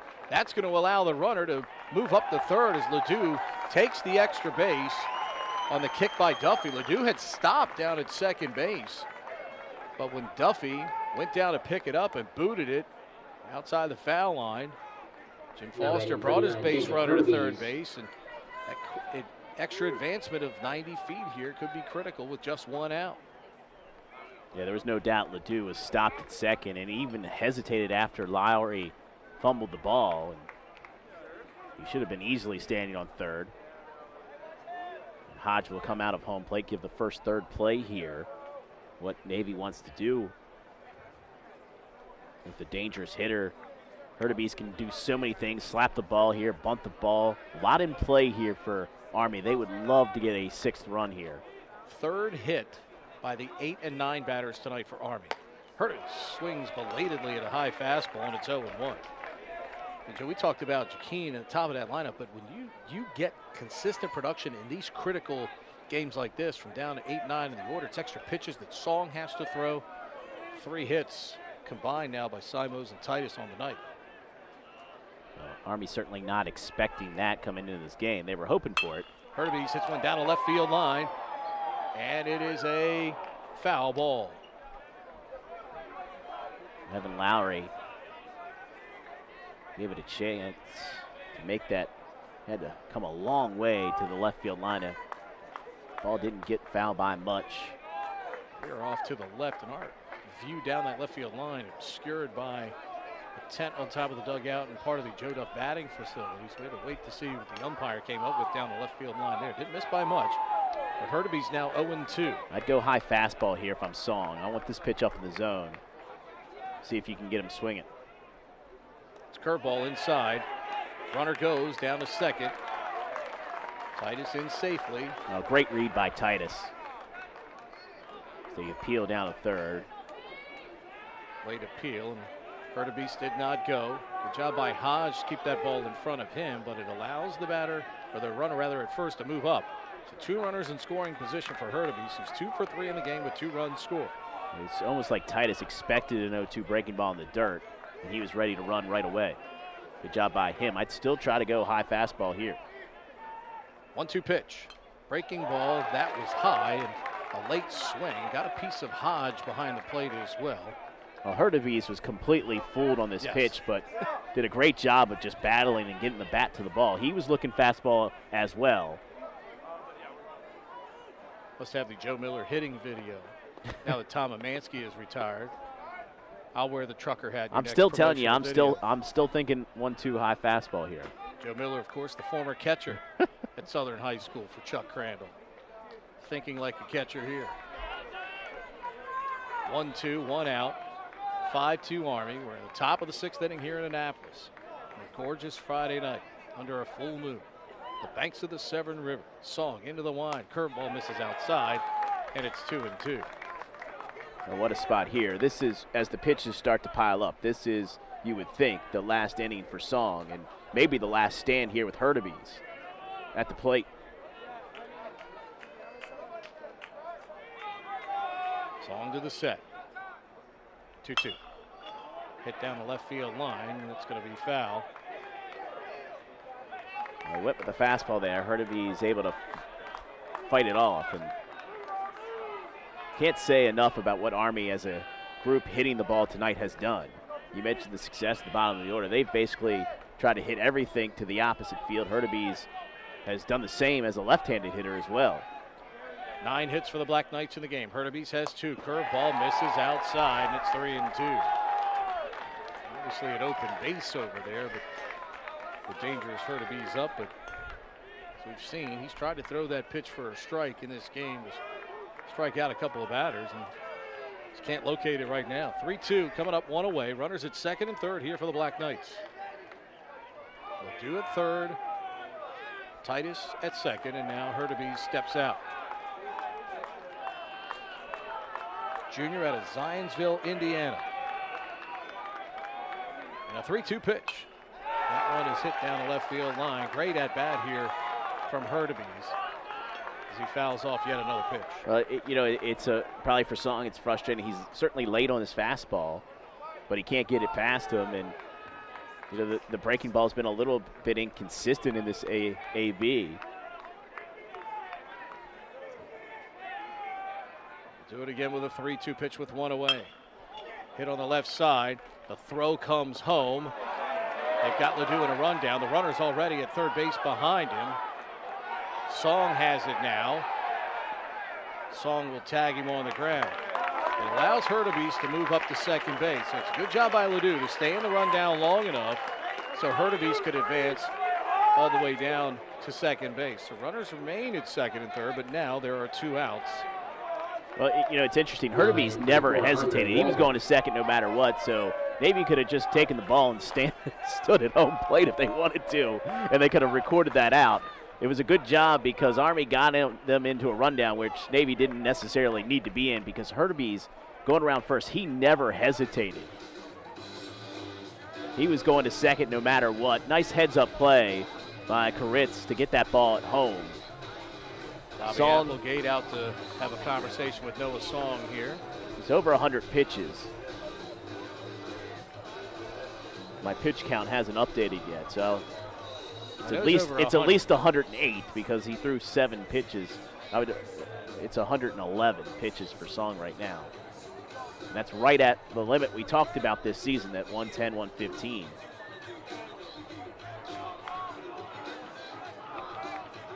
Applegate with the conversation between Song and Christian Hodge.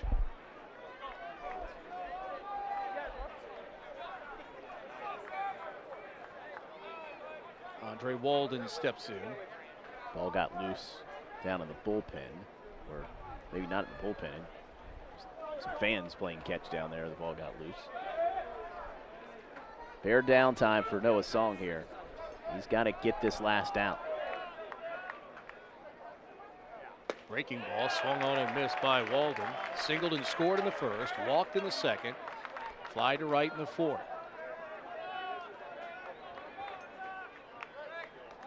With the speed on the base paths, with the speed at the plate, I don't think you can put bunt out of the equation here. Now you can. 2-2. Curveball fouled off on the right side into the trees. That probably ends up in the water over on the right side. 0-2 quickly here for Song, getting ahead of Andre Walden. Walden runs well. Williamson was playing back, but certainly now with 2 strikes, that's not in the stars. Walden now hitting at .288. He scored a couple of runs in this game. He also has a walk. Right on top of the plate, awaiting an 0-2 pitch here from Noah Song. Comes to the set. Fastball misses outside. 1 ball, 2 strikes. See if Song, if he can get out of this inning, build a little momentum for the Mids. They just haven't had any tonight. Any sort of semblance of momentum, it's been stifled by, we talked about it a lot in the third inning, that double play where this crowd has not been able to get into this game. If Song can get a punch out here, just get out of this jam, maybe it gets things going a little bit from the packed house. 1-2 pitch coming up from Noah Song to Andre Walden. Curveball, swing and miss. He struck him out. Song runs off for the third base dugout. We'll see if he comes back for the 7th. Big pitch there to get Andre Walden on strikes. We go to the bottom of the 6th as Army leads 2 here in Annapolis. Back here in Annapolis, we see a sample of some of the folks here in attendance tonight. Behind home plate, got people out on the hillside. Go to the bottom of the 6th inning. Army leading at 5-2. Sam Messina, through 5 innings, giving up just 1 hit, 2 runs, 1 earned, 4 walks, 3 strikeouts, 85 pitches through 5. Now batting number 21. Rico still throwing down to the bullpen, and I would imagine, Joe, at this point, Rico's thrown a lot here down to the bullpen. Any sign of trouble here from Messina in the 6th, and we'll see the right-hander coming out of the bullpen for the Black Knights. Messina came off his first 1-2-3 inning of the contest in the 5th, so the Mids need to make him work a little bit here in the 6th. Liam Lowry takes a called strike. Sac fly for an RBI in the 1st for Lowry. There's Liam at the most pivotal point of this contest, really, hitting that 4-6-3 double play. And you mentioned it. Messina had hit 2 straight batters, walked the next batter, and Lowry swung at the first pitch. Grounded into the 4-6-3. The 0-2 coming up here from Messina. You can see Ledoux setting that glove up way high. He likes that 0-2 high fastball. Messina threw it out of the strike zone, 1-2. Jamestown High School product, Lowry awaits. Up, fastball, tails away. 2-2. We saw it in the 5th inning. Messina got ahead of every hitter. Got ahead of Lowry 0-2. Let's see if Liam can turn the tables here a little bit. Hitting at .302 on the year, a .503 slugging percentage. The left-handed hitter for the Mids against Messina. Fastball, swing and miss. He struck him out. 4th K of the night for Messina. There's 1 away. Now batting number 22, Jacob Williamson. It's interesting decision. Sorry, Pete. The interesting decision, as we talked about with Army, get the bullpen ready. Messina's at 90 pitches now, but he's really, for the first time in this game, really found his groove. Yeah. So now the decision sort of falls into the hands of the Army coaching staff, Jim Foster and his assistants, because for the first time tonight, consistently, Messina's getting ahead of hitters, and he's being really effective. Williamson swings and misses. Got a piece of that. It's 0-2. Slide to right and struck out. Rico has stopped throwing for the moment now down in the bullpen. The 0-2 from Messina. Swing and a miss at a ball in the dirt. Williamson runs. Ledoux, good throw to McKenna down at first base, and there's 2 away. The second straight at bat that Williamson has fallen behind 0-2 and then swung at a pitch that wasn't really close at all. 2 outs, and Zach Stevens the batter for the Mids. And this quick inning will help Foster make that decision on Messina. Well, the longer you go, as we have in this series, the more your starters can go as Stevens swings and misses. It saves that bullpen for any situation over the next 2 days that may arise.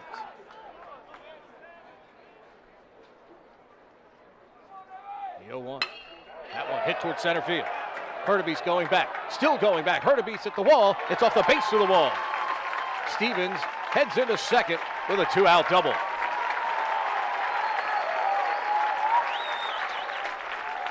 Well, Zach Stevens, we touched on it earlier. Nobody's had more success against Army this year hitting the ball than Stevens has. Now batting number 18, Ryan Duffy.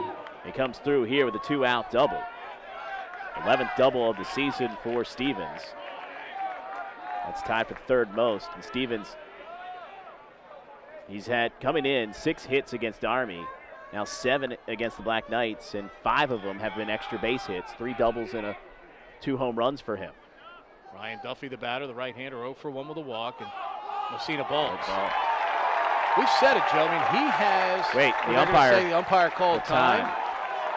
They're going to say the batter called time. Paul Costacopoulos is going to come out and ask for a conversation here. Well, I mean, the conversation here. We talk about Messina has so much going on when he's in the stretch position. That front leg continues to just bang and bang and bang. There really probably isn't going to be much discussion here. The home plate umpire, well, now they'll get together. I mean, just going to say, do you think I called the balk? Let's see if we can see it here. He's verbalizing something there, and I think the home plate umpire has it right. Let's see if we can back that up. I mean, let's see, roll it through. Oh, yeah, he false started. Yep. He false started before the umpire called time. The balk occurred before the home plate umpire called time. You could see the false hand movement. He was in the set, and he brought the hands up. Watch it right here. He'll stop right here. There it is. That's a false start. Yeah. That's a balk. That was well in advance of the home plate umpire calling time. It's a great shot from our camera crew here, Matt McMahon and all of our technical crew, bringing you the sights and sounds of this ball game. You know, the conversation here to me is one of, did I give a verbal indication before my physical indication here that made him make the movement that he clearly balked on the mound? You could clearly see that. He clearly started with the hand movement well before the home plate umpire came out from behind the plate with his hands up to call time. And with 2 outs, you know, there's the bigger discussion about how big of a situation this is. Look, you'd obviously like to have him at third rather than second here, but you're still going to need Duffy to come through with a hit, and they're going to put him back at second base. And I think, Pete, and as you know this as an umpire, because the home plate umpire was so demonstrative about him believing that he did the right thing there, I think it's tough to sort of change his mind there. I mean, it's his call at the end of the day. Problem is, you know, the discussion shouldn't take that long. It's real simple. Who was first? You were? Okay, let's play.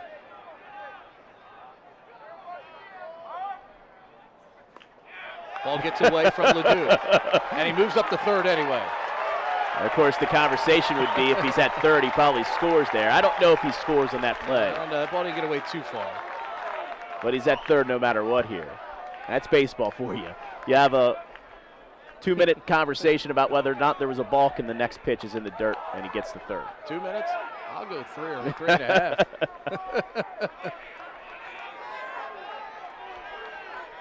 1-0 coming up here to Duffy. Runner at third. This is high. 2-0. The one thing I will say is we were talking, I mean, Messina was in such a groove. Stevens hits one off the wall.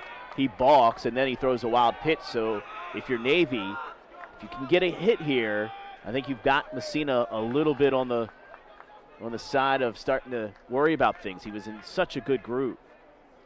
The 2-0. Swing and a miss. An off-speed delivery. It's 2-1. Ray Bartoli, sophomore out of Walcott, Connecticut. Been rock solid all year for the Black Knights. Warming up in that bullpen. Messina's been in trouble tonight. When he's fallen behind, he's gone to the breaking ball. 2-1 pitch coming up.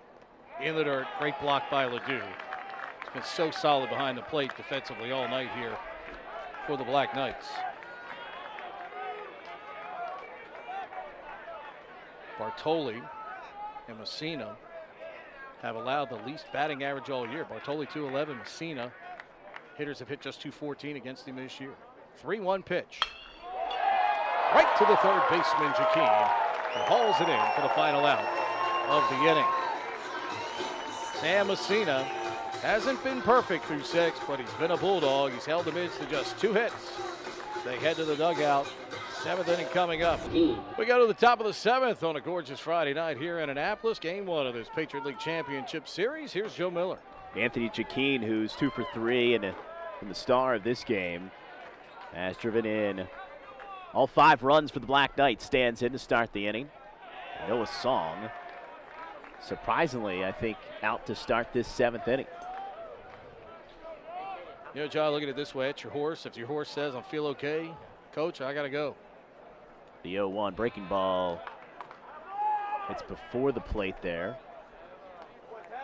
How long he goes in this inning, if there's a sign of trouble, I would imagine Paul Kostakopoulos goes to the bullpen, but that one stays upstairs. 2-1. Started the inning at 114 pitches. He's looking over his career. Career high in pitches is 123, and that was actually against the Black Knights. A 2-1. Low, 3-1. They'll appeal down at third, but Jaquin did not go.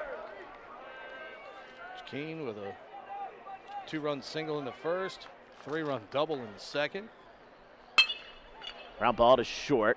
Picked up there by Koritz. Strong throw to first, and nice play by the Mids at short. Michael Koritz to his left, 6-3, 1 away.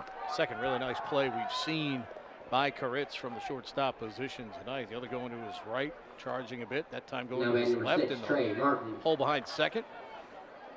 In 2018 at home here against Army, Song went 9 innings, gave up 3 hits, walked 2, struck out 11. He threw 123 pitches, which is his career high. He's at 119 as Trey Martin stands in. First pitch to Martin is a breaking ball in the inside corner for strike 1. That's what we talked about earlier. Home plate umpire has been more willing to give that inside portion against right-hand hitters than he has against lefties tonight. 0-1. Swinging and a miss at a pitch in the dirt again. Song with a breaking ball.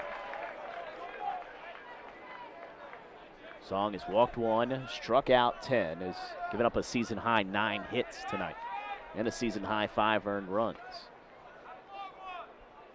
Song, the 0-2. Breaking ball upstairs to Martin.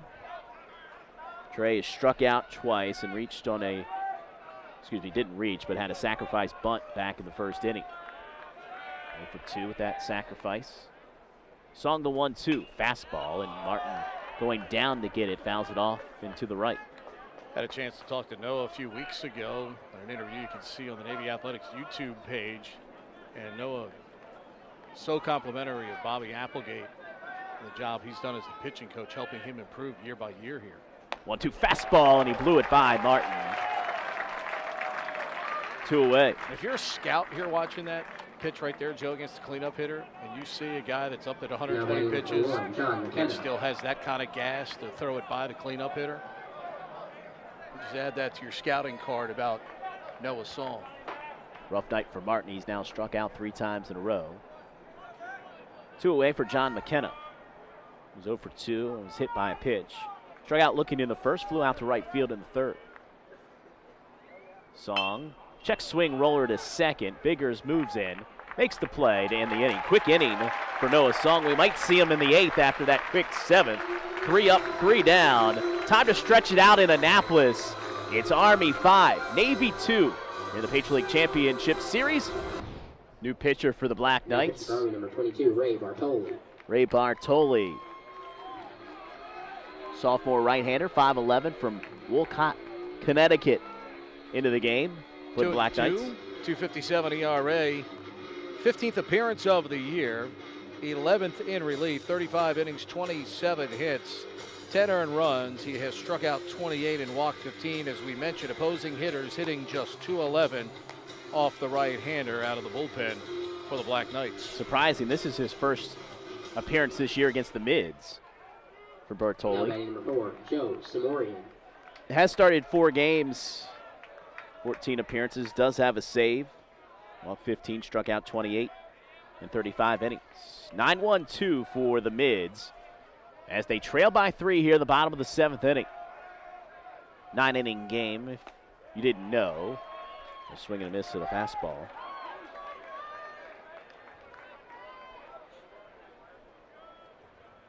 Bartoli working fast, and another fastball.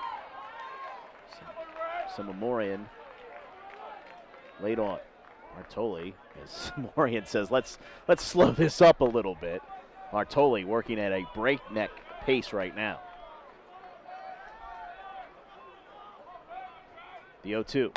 Fastball upstairs, 1-2. It gives you a completely different outlook than Messina. Messina deliberate, taking his time up there. Bartoli's like, give me the ball and let's roll, working out of the stretch exclusively. The 1-2. Swing and a miss at a fastball up in the zone. And Samorian strikes out.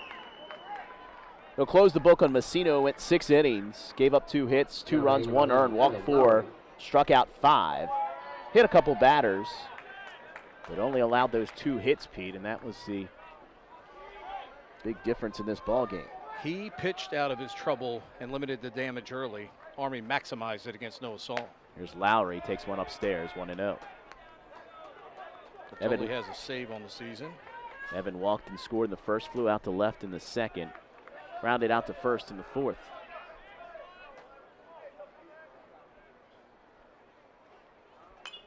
That ball fouled back and like it hit a leaf.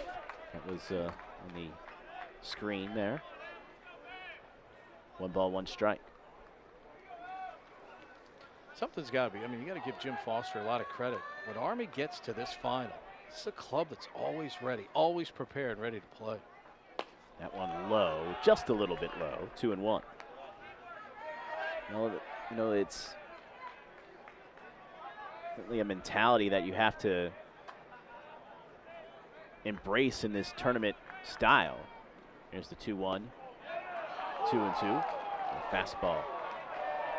Because it is different from regular season baseball. You have to change the way you play because you've got 2 games to win. You got to do it in any means necessary. Here's the 2-2, fouled off down the left side. I mean, it's funny, Pete, because you often get to crucial games when we get to tournament time where you have a guy that's maybe pitched 8 innings for you starting a decisive game for you because he's one of the last guys that's left for you. 2-2 pitch, ground ball, hit to second. Simos makes the play, and there's 2 away as Lowry grounds out 4-3, 2 outs here in the bottom of the 7th inning. Yeah, we talked about it. I mean, the thing about both Song and Messina going as deep into this game as they have, you know, there's still a lot of bullpen arms that are available here no matter what occurs tomorrow. Because, I mean, for the team that loses this game, tomorrow is do or die. I mean, you know, you can't lose tomorrow, and you may have to use 3, 4, 5 pitchers. You never know what kind of game it's going to be. Ritt's first pitch swinging, fouls it back to the screen.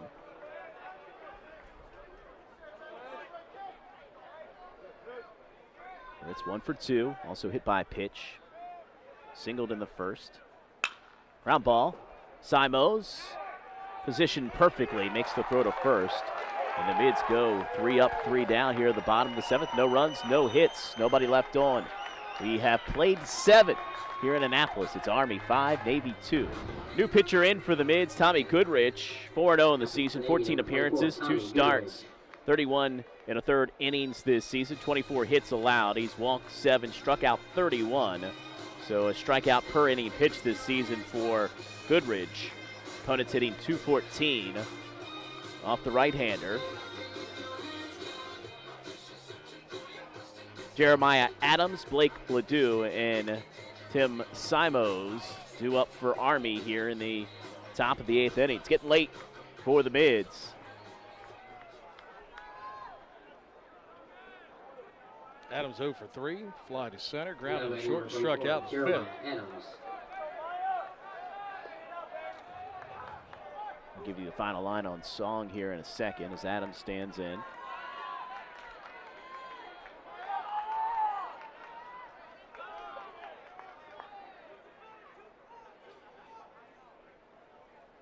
Goodrich with the fastball in there for a strike. Song 7 innings, 9 hits, 5 runs, all earned. Walked 1, struck out 11. Had a couple wild pitches, 1 hit by pitch.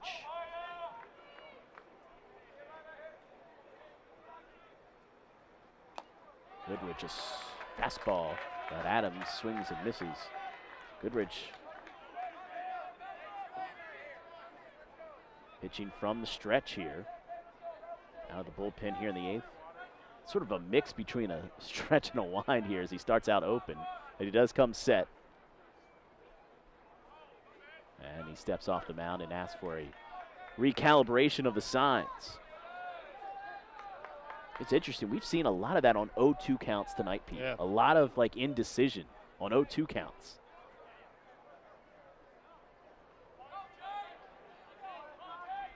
Yeah, a lot of times comes down to what the pitcher feels he has a chance to throw or has a feel to throw confidently. The 0-2, that's outside. Count now, a ball and 2 strikes. I thought Song looked a little frustrated a couple times early on this game when he got ahead of guys and he couldn't put them away. And then you got a ton of credit to Army, how aggressive they came out tonight, swinging the bats. Goodrich, the 1-2, breaking ball, swung, lifted high in the air. Coming in is Stevens, backing up a couple steps near the bag, makes the catch for first out of the inning. Yeah, you mentioned, I mean, we talked about it early in the count. First pitch fastballs, they were jumping on it. And they put pressure on Song early in this game. And, you know, when you're facing a pitcher of that quality, if you go up there in any sort of defensive posture, you're defeated, Joe, before it ever begins. They came out aggressive posture, and Jaquin gave them the big hits when they needed it in both rallies. First pitch in the dirt, and maybe I'm reading too much into it, but I go back to that first inning. Army got their first 2 guys aboard. Song had a pickoff play at second that was a close play, but the call didn't go his way, and he seemed a little bit more upset on that decision than he probably should have been in that situation. It just felt like he got a little bit off kilter there early on. Fastball upstairs, 2-0. And maybe I'm reading too much into that situation, but it just seemed a little odd to me that he'd be so upset at a pickoff play at second inning in that situation when you're in the top of the first inning. Ledoux ahead in the count, 2-0. Fastball and a swing and a miss as he was looking heater. He got it, but the pitch was low, 2-1. He had some serious bite, went down low. Ledoux 1 for 3, struck out swinging, looking, and singled in the contest. You can see little unconventional signals from Christian Hodge. 2-1, line drive. What a grab by Williamson! Oh my! You will be hard-pressed to see a better defensive play this evening in all of college or pro baseball. That's a Sports Center Top 10 nominee. Look at this. Now at number 8, Tim Simons. Pete, the thing that got me is he kept on climbing when it looked like he was at the apex of his jump. He had a little extra in it to go up and get that ball. What a play. Inspector Gadget. Jacob Williamson. One heck of a play. Saw Navy basketball coaches Ed DeChellis and Emmett Davis here. Might want to have him come out for basketball with those ups.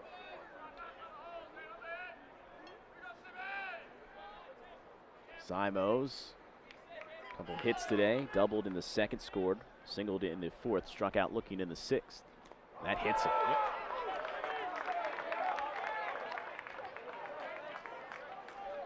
So 2-out base runner here for the Black Knights as Drake Titus will step in. And Titus has been a tough out tonight as well. Number 4, Drake Titus. You know, Navy as a team, outside of Jared Lyons, nobody's really had issues hitting batters. That's the 6th of the year for Goodrich. That ball just continued to tail in. Hit him on the left elbow.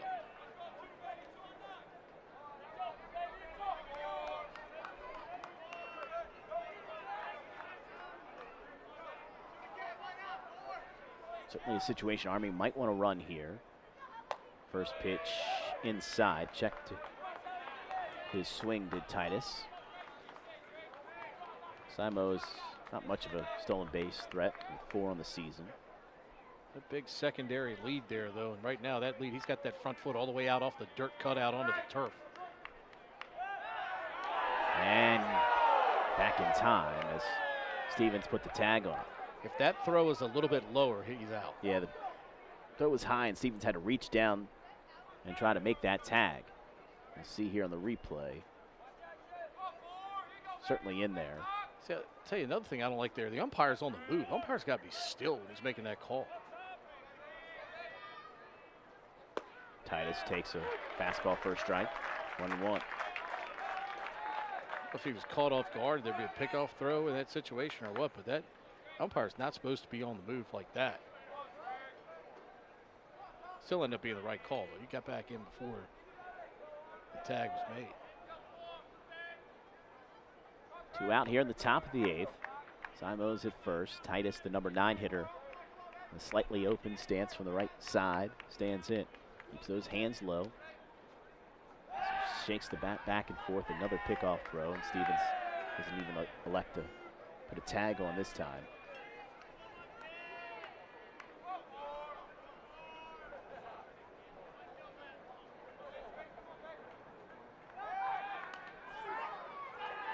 That throw better, but back in time with Simos.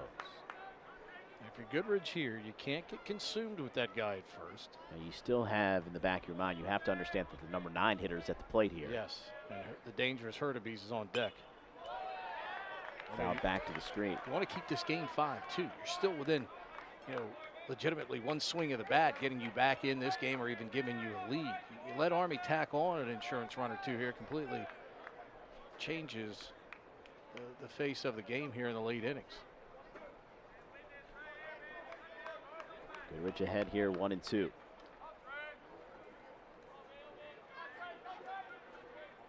Comes set. Runner goes. Swing and a miss. And Titus strikes out to end the inning.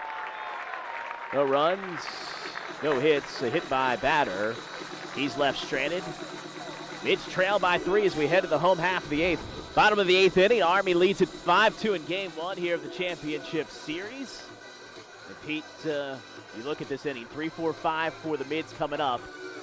They got 6 outs to play with, but I think this is one of those moments that you look at, you got to get something started right now with your heart of your lineup coming up. No doubt about it. Leading You off gotta for see if we Navy can get is things Zach going. Biggers. Biggers here in the start of this 8th inning.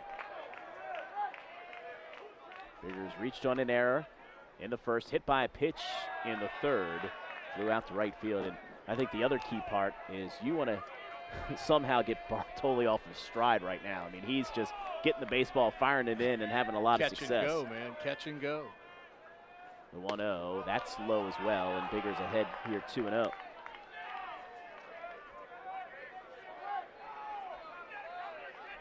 mean, you mentioned I thought Army was good at getting Noah Song off of his rhythm early in the contest. The 2-0 in there for a called strike. Biggers a 2-time first-team All-Patriot League second baseman, 4th in the Patriot League in hits this season, tied for 1st in the Patriot League in triples, 8th in RBIs, had a fantastic season. The 2-1 and a fastball. Biggers came up empty. They've had some big cuts here. against Bartoli, but they have not made a lot of contact. The 2-2. Ground ball, left side, and a booted ball there by Martin. Interesting there. I thought Jaquin was going to take it initially. He put on the brakes. Maybe Martin thought Jaquin was going to get it as well. I think Martin did think Jaquin was going to get it. That's a case where third baseman gets everything he can get to on that side, especially as softly as that ball was hit. We'll see if the Mids can take advantage of this second error of the ball game by the Black Knights. We talked about the fielding, the big differences between these two clubs as well. Here's Hodge. The breaking ball stays upstairs, and Christian Hodge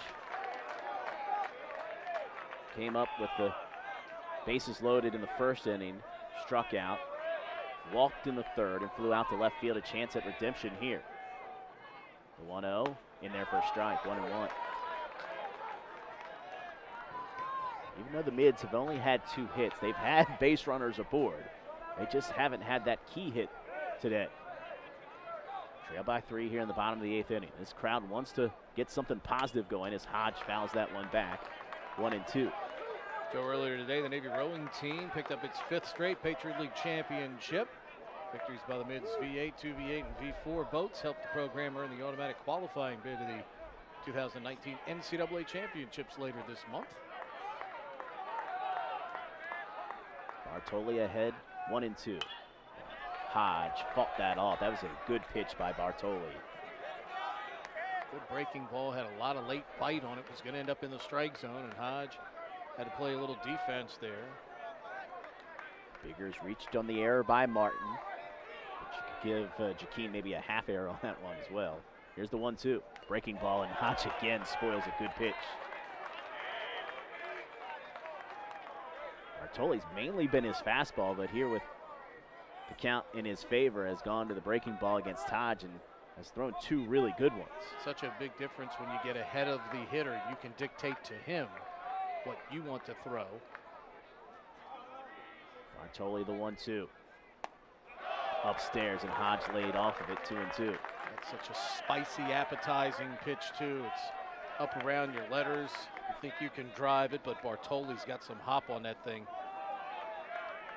Biggers at first. 2 balls, 2 strikes. Nobody out here in the bottom of the 8th inning. Bartoli, the 2-2. Line drive right to Martin. Flips to second for 1. The throw to first, a double play.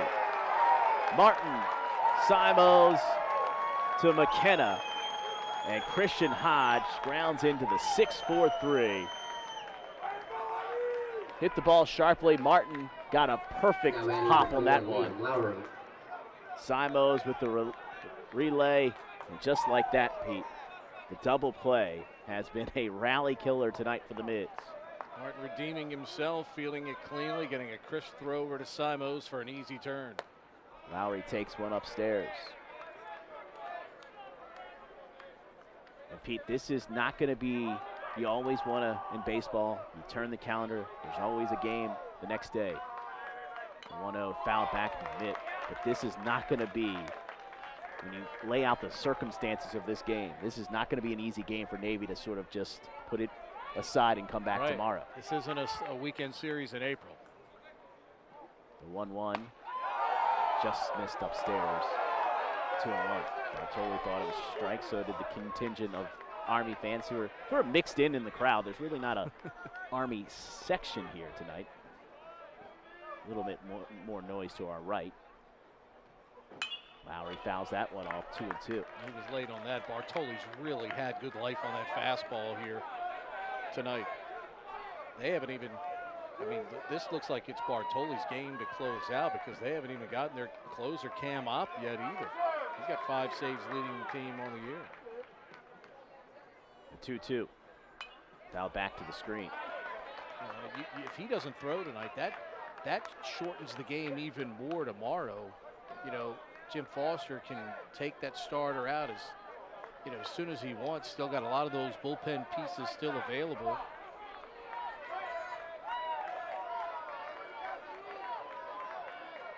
The 2-2.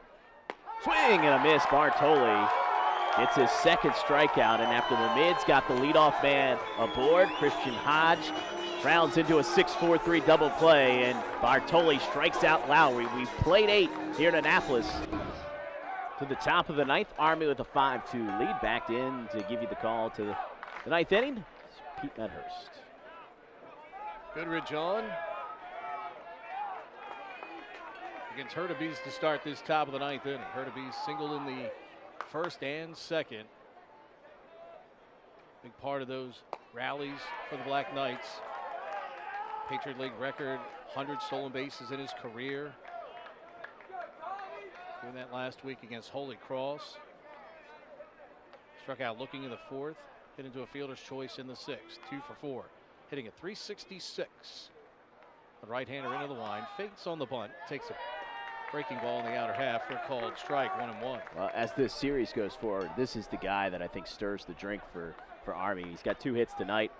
Last 11 games, he's got 21 hits and 39 at bats. I mean, that's 550 range for a batting average.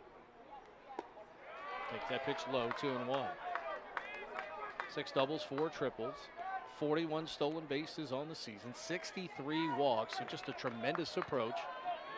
Exactly what you want out of your leadoff hitter. 2-1 coming up from Goodrich. And the pitch. Going away, 3-1. What you don't realize tomorrow, the Black Knights, whichever way Jim Foster chooses to go, Giovinco or Burgraff, the first team All-Patriot League performer, high-octane guy, leader in strikeouts. So many options now in the Jim Foster plate if they hold on to win this. This one's fouled off left side. It's 3-2. Harry Flannery's got 3 saves on the year. Out of Georgetown Prep, local product. Warming up in the bullpen now for the Black Knights.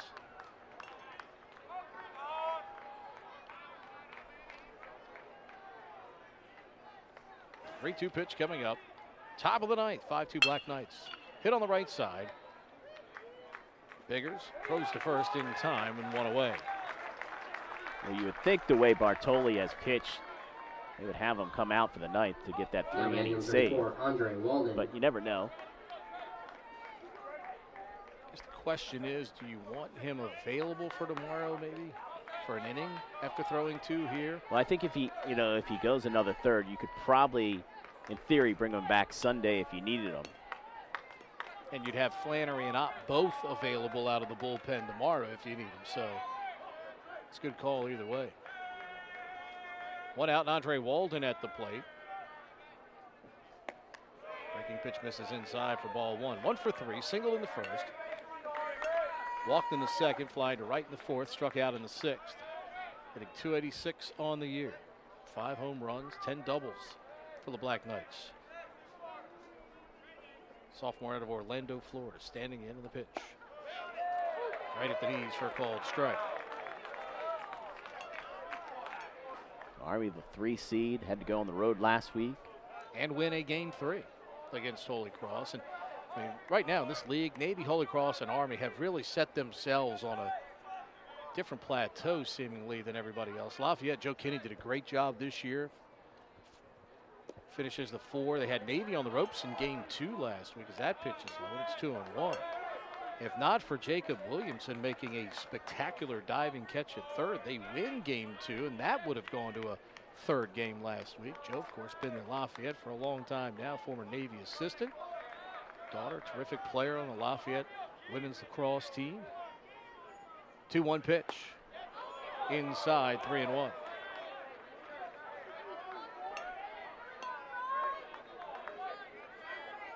Now, Army, you look at the recent games and their success against Navy, the one thing that they've pretty much done in a lot of those games is they've jumped out to an early lead. And you look at tomorrow. 3-1 in there for a called strike, 3-2. You almost have to, and it's sometimes silly because it's baseball, it's 9 innings, there's a lot of, but if you're Navy, you got to stress, we got to do anything we can. Maybe play small ball early in this game to get an early lead and get some confidence tomorrow. Not saying that this one is over yet, but. No, you're right, though. That one up and in, and it did get a piece of him.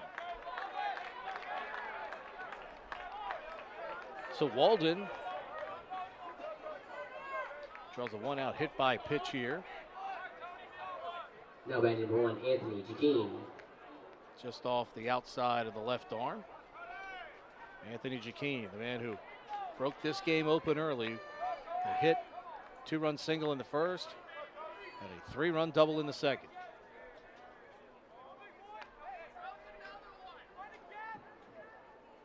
Sophomore out of Livingston, New Jersey. Throw to first, and Walden is back. That's a lot of Andre Walden diving back into that base at 6'4", so he's naturally going to be able to get a little bit longer, leave those longer legs. He can get back. He's a certain threat. 24 stolen bases in 26 attempts this season. Got that right foot, and there he goes. Got a great jump. Yep. Hodge airmails it into center field, but Walden unable to advance.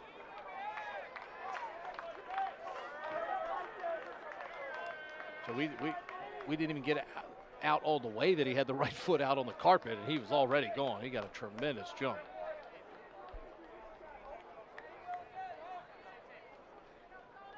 Here you see the replay of his jump. I mean, he's almost halfway there when that ball is delivered. Yep. Hodge had no chance to get him. Pitch was a strike. So 0-1 coming up here to Jaquin. Now your shortstop's got to bird dog the runner a little bit, opens up that left side a little bit more.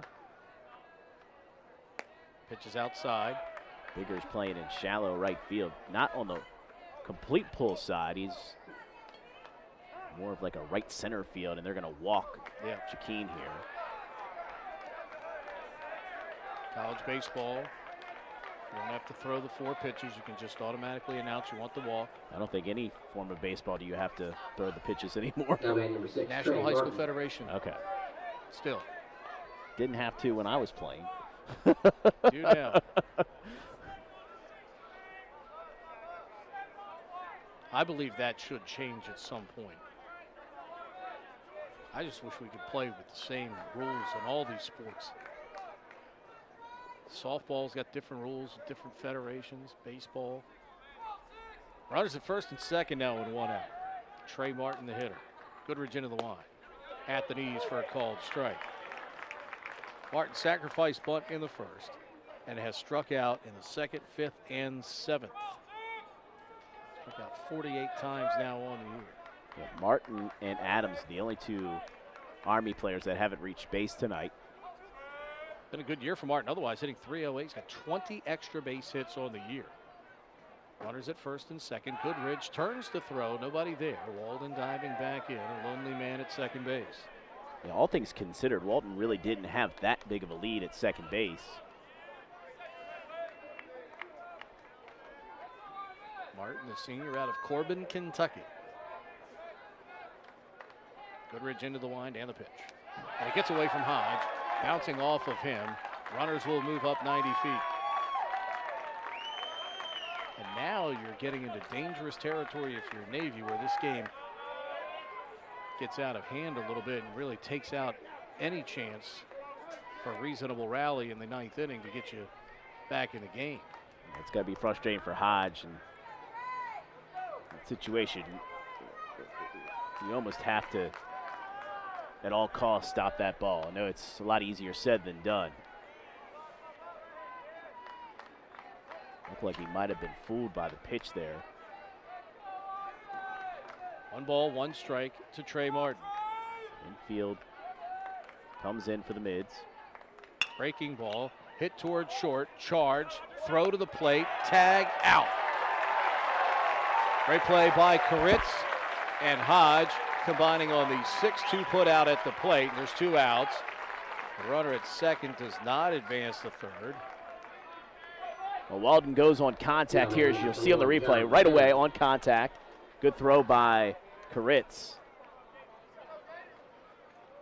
Good job by Hodge, abiding by the rules, taking that throw in front, out in front of the plate, not taking away the baseline from the runner coming in. I thought Koritz, he took a little bit of a extra half step before he threw that ball. I thought that might give him trouble, but his strong arm was there to make the play on that one. Slow curve from Goodrich, breaks in there for a strike. Can't outrun the baseball and Hodge out at home plate. The 0-1 coming up here to McKenna. Struck out looking in the first. Fly to right, hit by pitch, and grounded to second in the seventh. The 0-1. Fouled off right side. It's quickly 0-2. The Mids did have that one error in right field. And that's, Duffy's had a couple issues tonight, but otherwise, the one positive you can take out of this game, the Navy defense has been fantastic tonight. Kritz made 3 really nice plays at shortstop in this game. Williamson made an unbelievable catch at third. No balls and 2 strikes to John McKenna. The pitch up high. 1 ball and 2 strikes. Game 2 of the series tomorrow at 2 o'clock. And if necessary on Sunday, game 3 would also be at 2 o'clock here at Terwilliger Brothers Field at Max Bishop Stadium.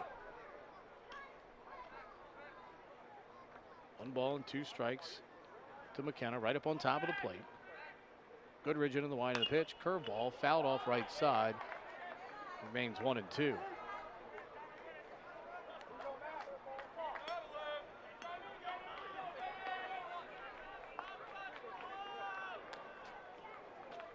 Goodrich at 4-0 on the season out of the Navy pen. 33 innings pitched, 24 hits, and 32 strikeouts.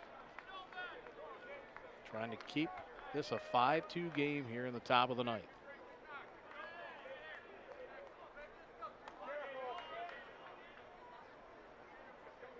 Goodrich from the open stretch. A false move back to second. Nobody around Jaquin there.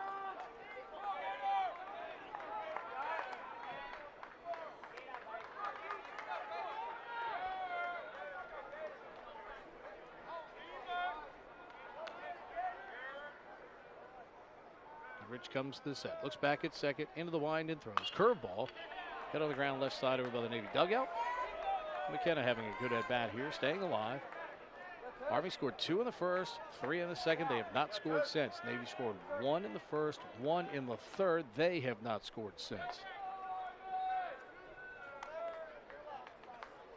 Black Knights advancing via a 5-3 win in Game 3 of their best of 3 against Holy Cross last week in Worcester.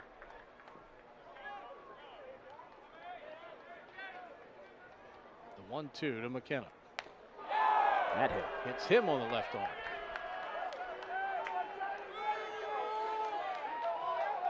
Wearing that elbow guard, you can hear it clank off the plastic.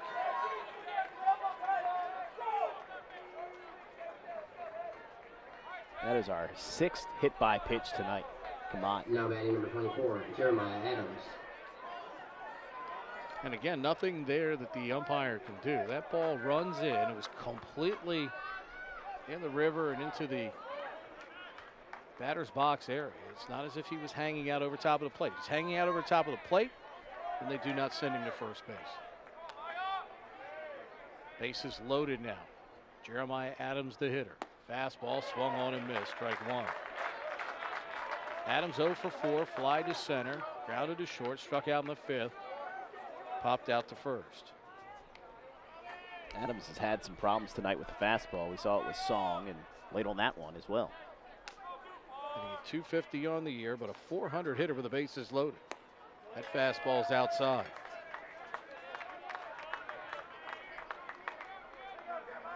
.400 hitter with the bases loaded, but only a .250 hitter with 2 outs. .237 with runners in scoring position.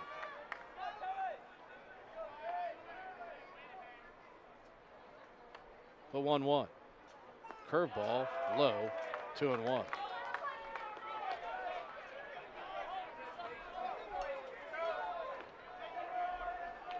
See Goodrich kind of laboring on that curveball and that breaking ball.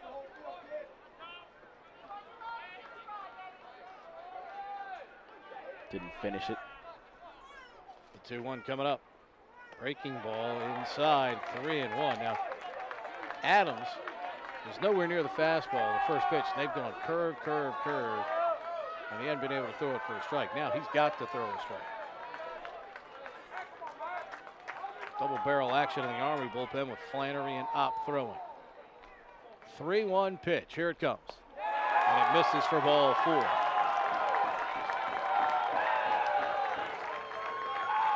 Keene will come in to score the 6th run of the game and the first run for either side since the 3rd inning. Can't be 100% certain, but from our vantage point, doesn't look like anybody's warming up for Navy right now. Nope, at this point, Goodrich's got to finish this out. You don't want to go any deeper into your bullpen tonight. 6-2 game. Blake Ledoux now the batter. That pitch misses low and in. Ledoux struck out in the 2nd. Cade looking in the 3rd, singled in the 6th. Lined spectacularly to Williamson. And now Paul Kostakopoulos is coming out himself here.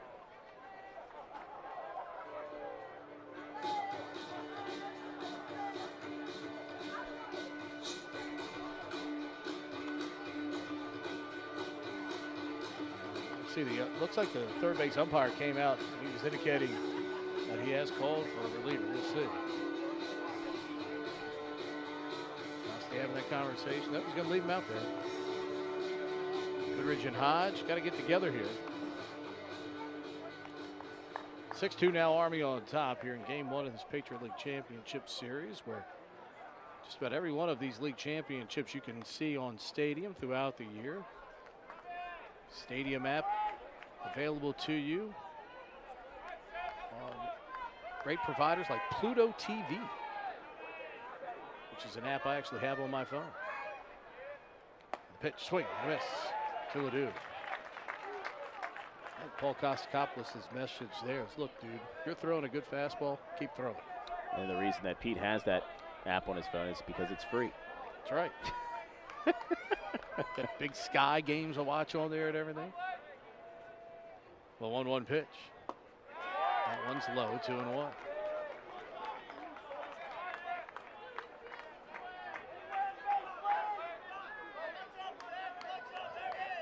Great time of the year. Got NCAA lacrosse championships now. Softball started yesterday with BYU. This ball is skied to center field, short center field. Samorian in, and he'll make the catch for the final out. Black Knights load him up, leave 3, get a big run though, because now a grand slam can only tie it for Navy. The last time the Mids played here, they scored 8 in the 12th. 5 would get them a win here. Here you see Harry Flannery coming on to pitch this 9th inning for the Black Knights. Flannery on the year, 1-3 with a 3.37 ERA, 19 appearances, all out of the bullpen. 3 saves on the year and 34 2/3, 29 hits, 13 earned runs, 41 strikeouts, and just 15 walks. That's the number that sticks out to you, 41 strikeouts in just 34 innings. You love to see that ratio of more strikeouts than innings pitched. Flannery certainly has that. Especially power guys. It means he's constantly keeping that control.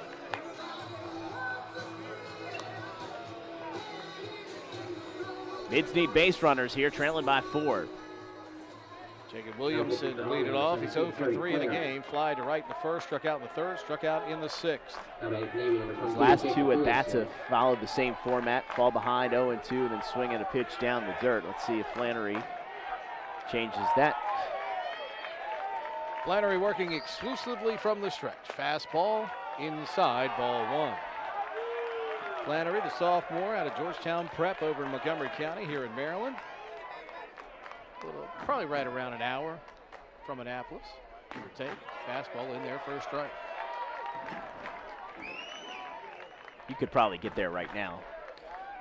You and I could get there less than under an hour right now because we have a little Kyle Busch in us. The 1-1, grounded towards short. Martin throws in time, 1 away. Well, Martin had that one error that was a tough play because I don't think he was expecting to play the ball, but he does a good job of staying low. And on this artificial turf surface, I mean, you don't expect any bad bounces out there, and that's the way to play these. Yeah, it's turf with dirt in the infield, catcher's area, and right around the bases. Fastball in there for a strike to Zach Stevens. Stevens 1 for 3, doubled in the 6th, struck out in the 4th, grounded to second in the 2nd. Hitting at .325 on the year. Mids leader in slugging percentage at .536. Yeah, Stevens, double off the center field wall. I mean, he ball harder than any mid has hit it tonight. Freshman out of Massachusetts via the IMG Academy in Florida. Swings and misses at a gorgeous breaking ball there from Flannery. That's 1-2.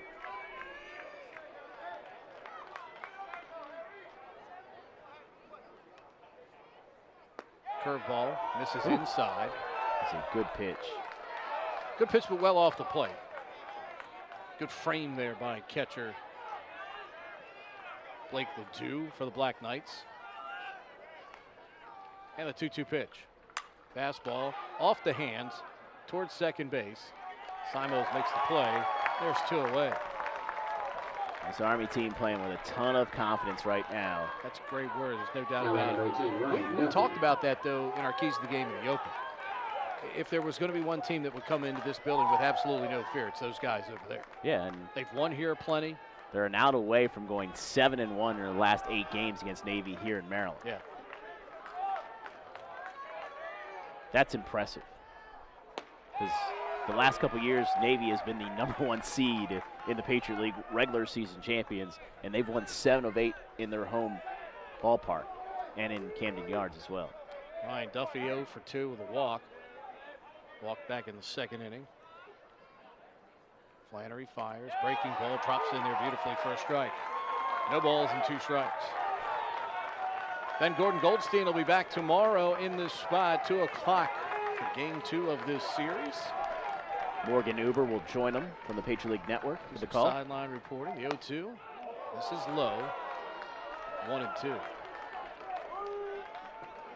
Been fun for us. You and I used to call a lot of these baseball games. Of course, we're busy most Saturdays with lacrosse. The 1-2. Swing and a miss. Ball in the dirt. Tags him out for the final out. Army takes game 1 of this Patriot League Championship Series. They're pitching fantastic tonight. They allow just 2 hits in this game. Army 6 runs, 9 hits, 2 errors, and Joe, they left 10 on base. The Mids with 2 runs, 2 hits, 1 error. They left 6 on base. Sam Messina gets the win. Noah Song loses for the first time this year. And Joe, for those first 2 innings, an aggressive approach and then a patient approach in that 2nd inning against Noah Song as he adjusted to their aggressive approach, providing the Black Knights with all the runs they would need the first 2 frames here tonight. Yeah, in a game of opportunity, and Army took advantage of their opportunity. In the first inning, they got 3 singles to start the ball game. A sack bunt, 2, get a run, 2 runs in the first inning. Then, of course, Jaquin comes through with a big triple to score 3 in the 2nd. And if you look at 2 distinct situations for the Mids, Christian Hodge with the bases loaded, nobody out in the first inning. He strikes out. They do get Lowry to hit a sac fly, and they do get a run out of it. But in the 3rd inning, back in the bottom of the 3rd inning, you've got a hit-by-pitch to start, 2 hit-by-pitches to start, and then Hodge walks, bases loaded, nobody out, and Liam Lowry swings the first pitch and hits into a 4-6-3 double play. Army turns 2 double plays in this contest. Both double plays came with no outs in the inning, so you talk about rally killers. That's exactly what those were, and I really thought after a little bit of a rough start and a chance that Navy had to knock Messina out of this game early, he settled in. He really got his groove going in the 4th, 5th, and 6th inning. Bullpen was fantastic. They get 3 innings out of that, and Army now, as we've talked about, a ton of confidence heading into tomorrow. In the Mids, when you look at what they have to do tomorrow, they have to get some success early in the contest, grab an early lead. I think that's going to be paramount for them tomorrow against Army. Get some positive vibes going, because right now, Army has dominated them in their own stadium over the last couple of years. Anthony Jaquin 2 for 4, a double and 5 runs batted in. Hurtubise 2 for 5. Simos at the bottom of the lineup 2 for 3 with a double in this game. The highlights for Army tonight: Sam Messina the win. He's now 7-4 on the year. Noah Song is 11-1. Our thanks to Matt McMahon and all of our technical crew here tonight, bringing you all the sights and sounds of Game 1 of this Patriot League Championship Series. As we said, Ben Gordon Goldstein will be back tomorrow afternoon for the 2 o'clock first pitch between the Mids and the Black Knights in Game 2. It'll be do or die for Navy, now down 1-0 in this championship series. For Joe Miller, I'm Pete Medhurst.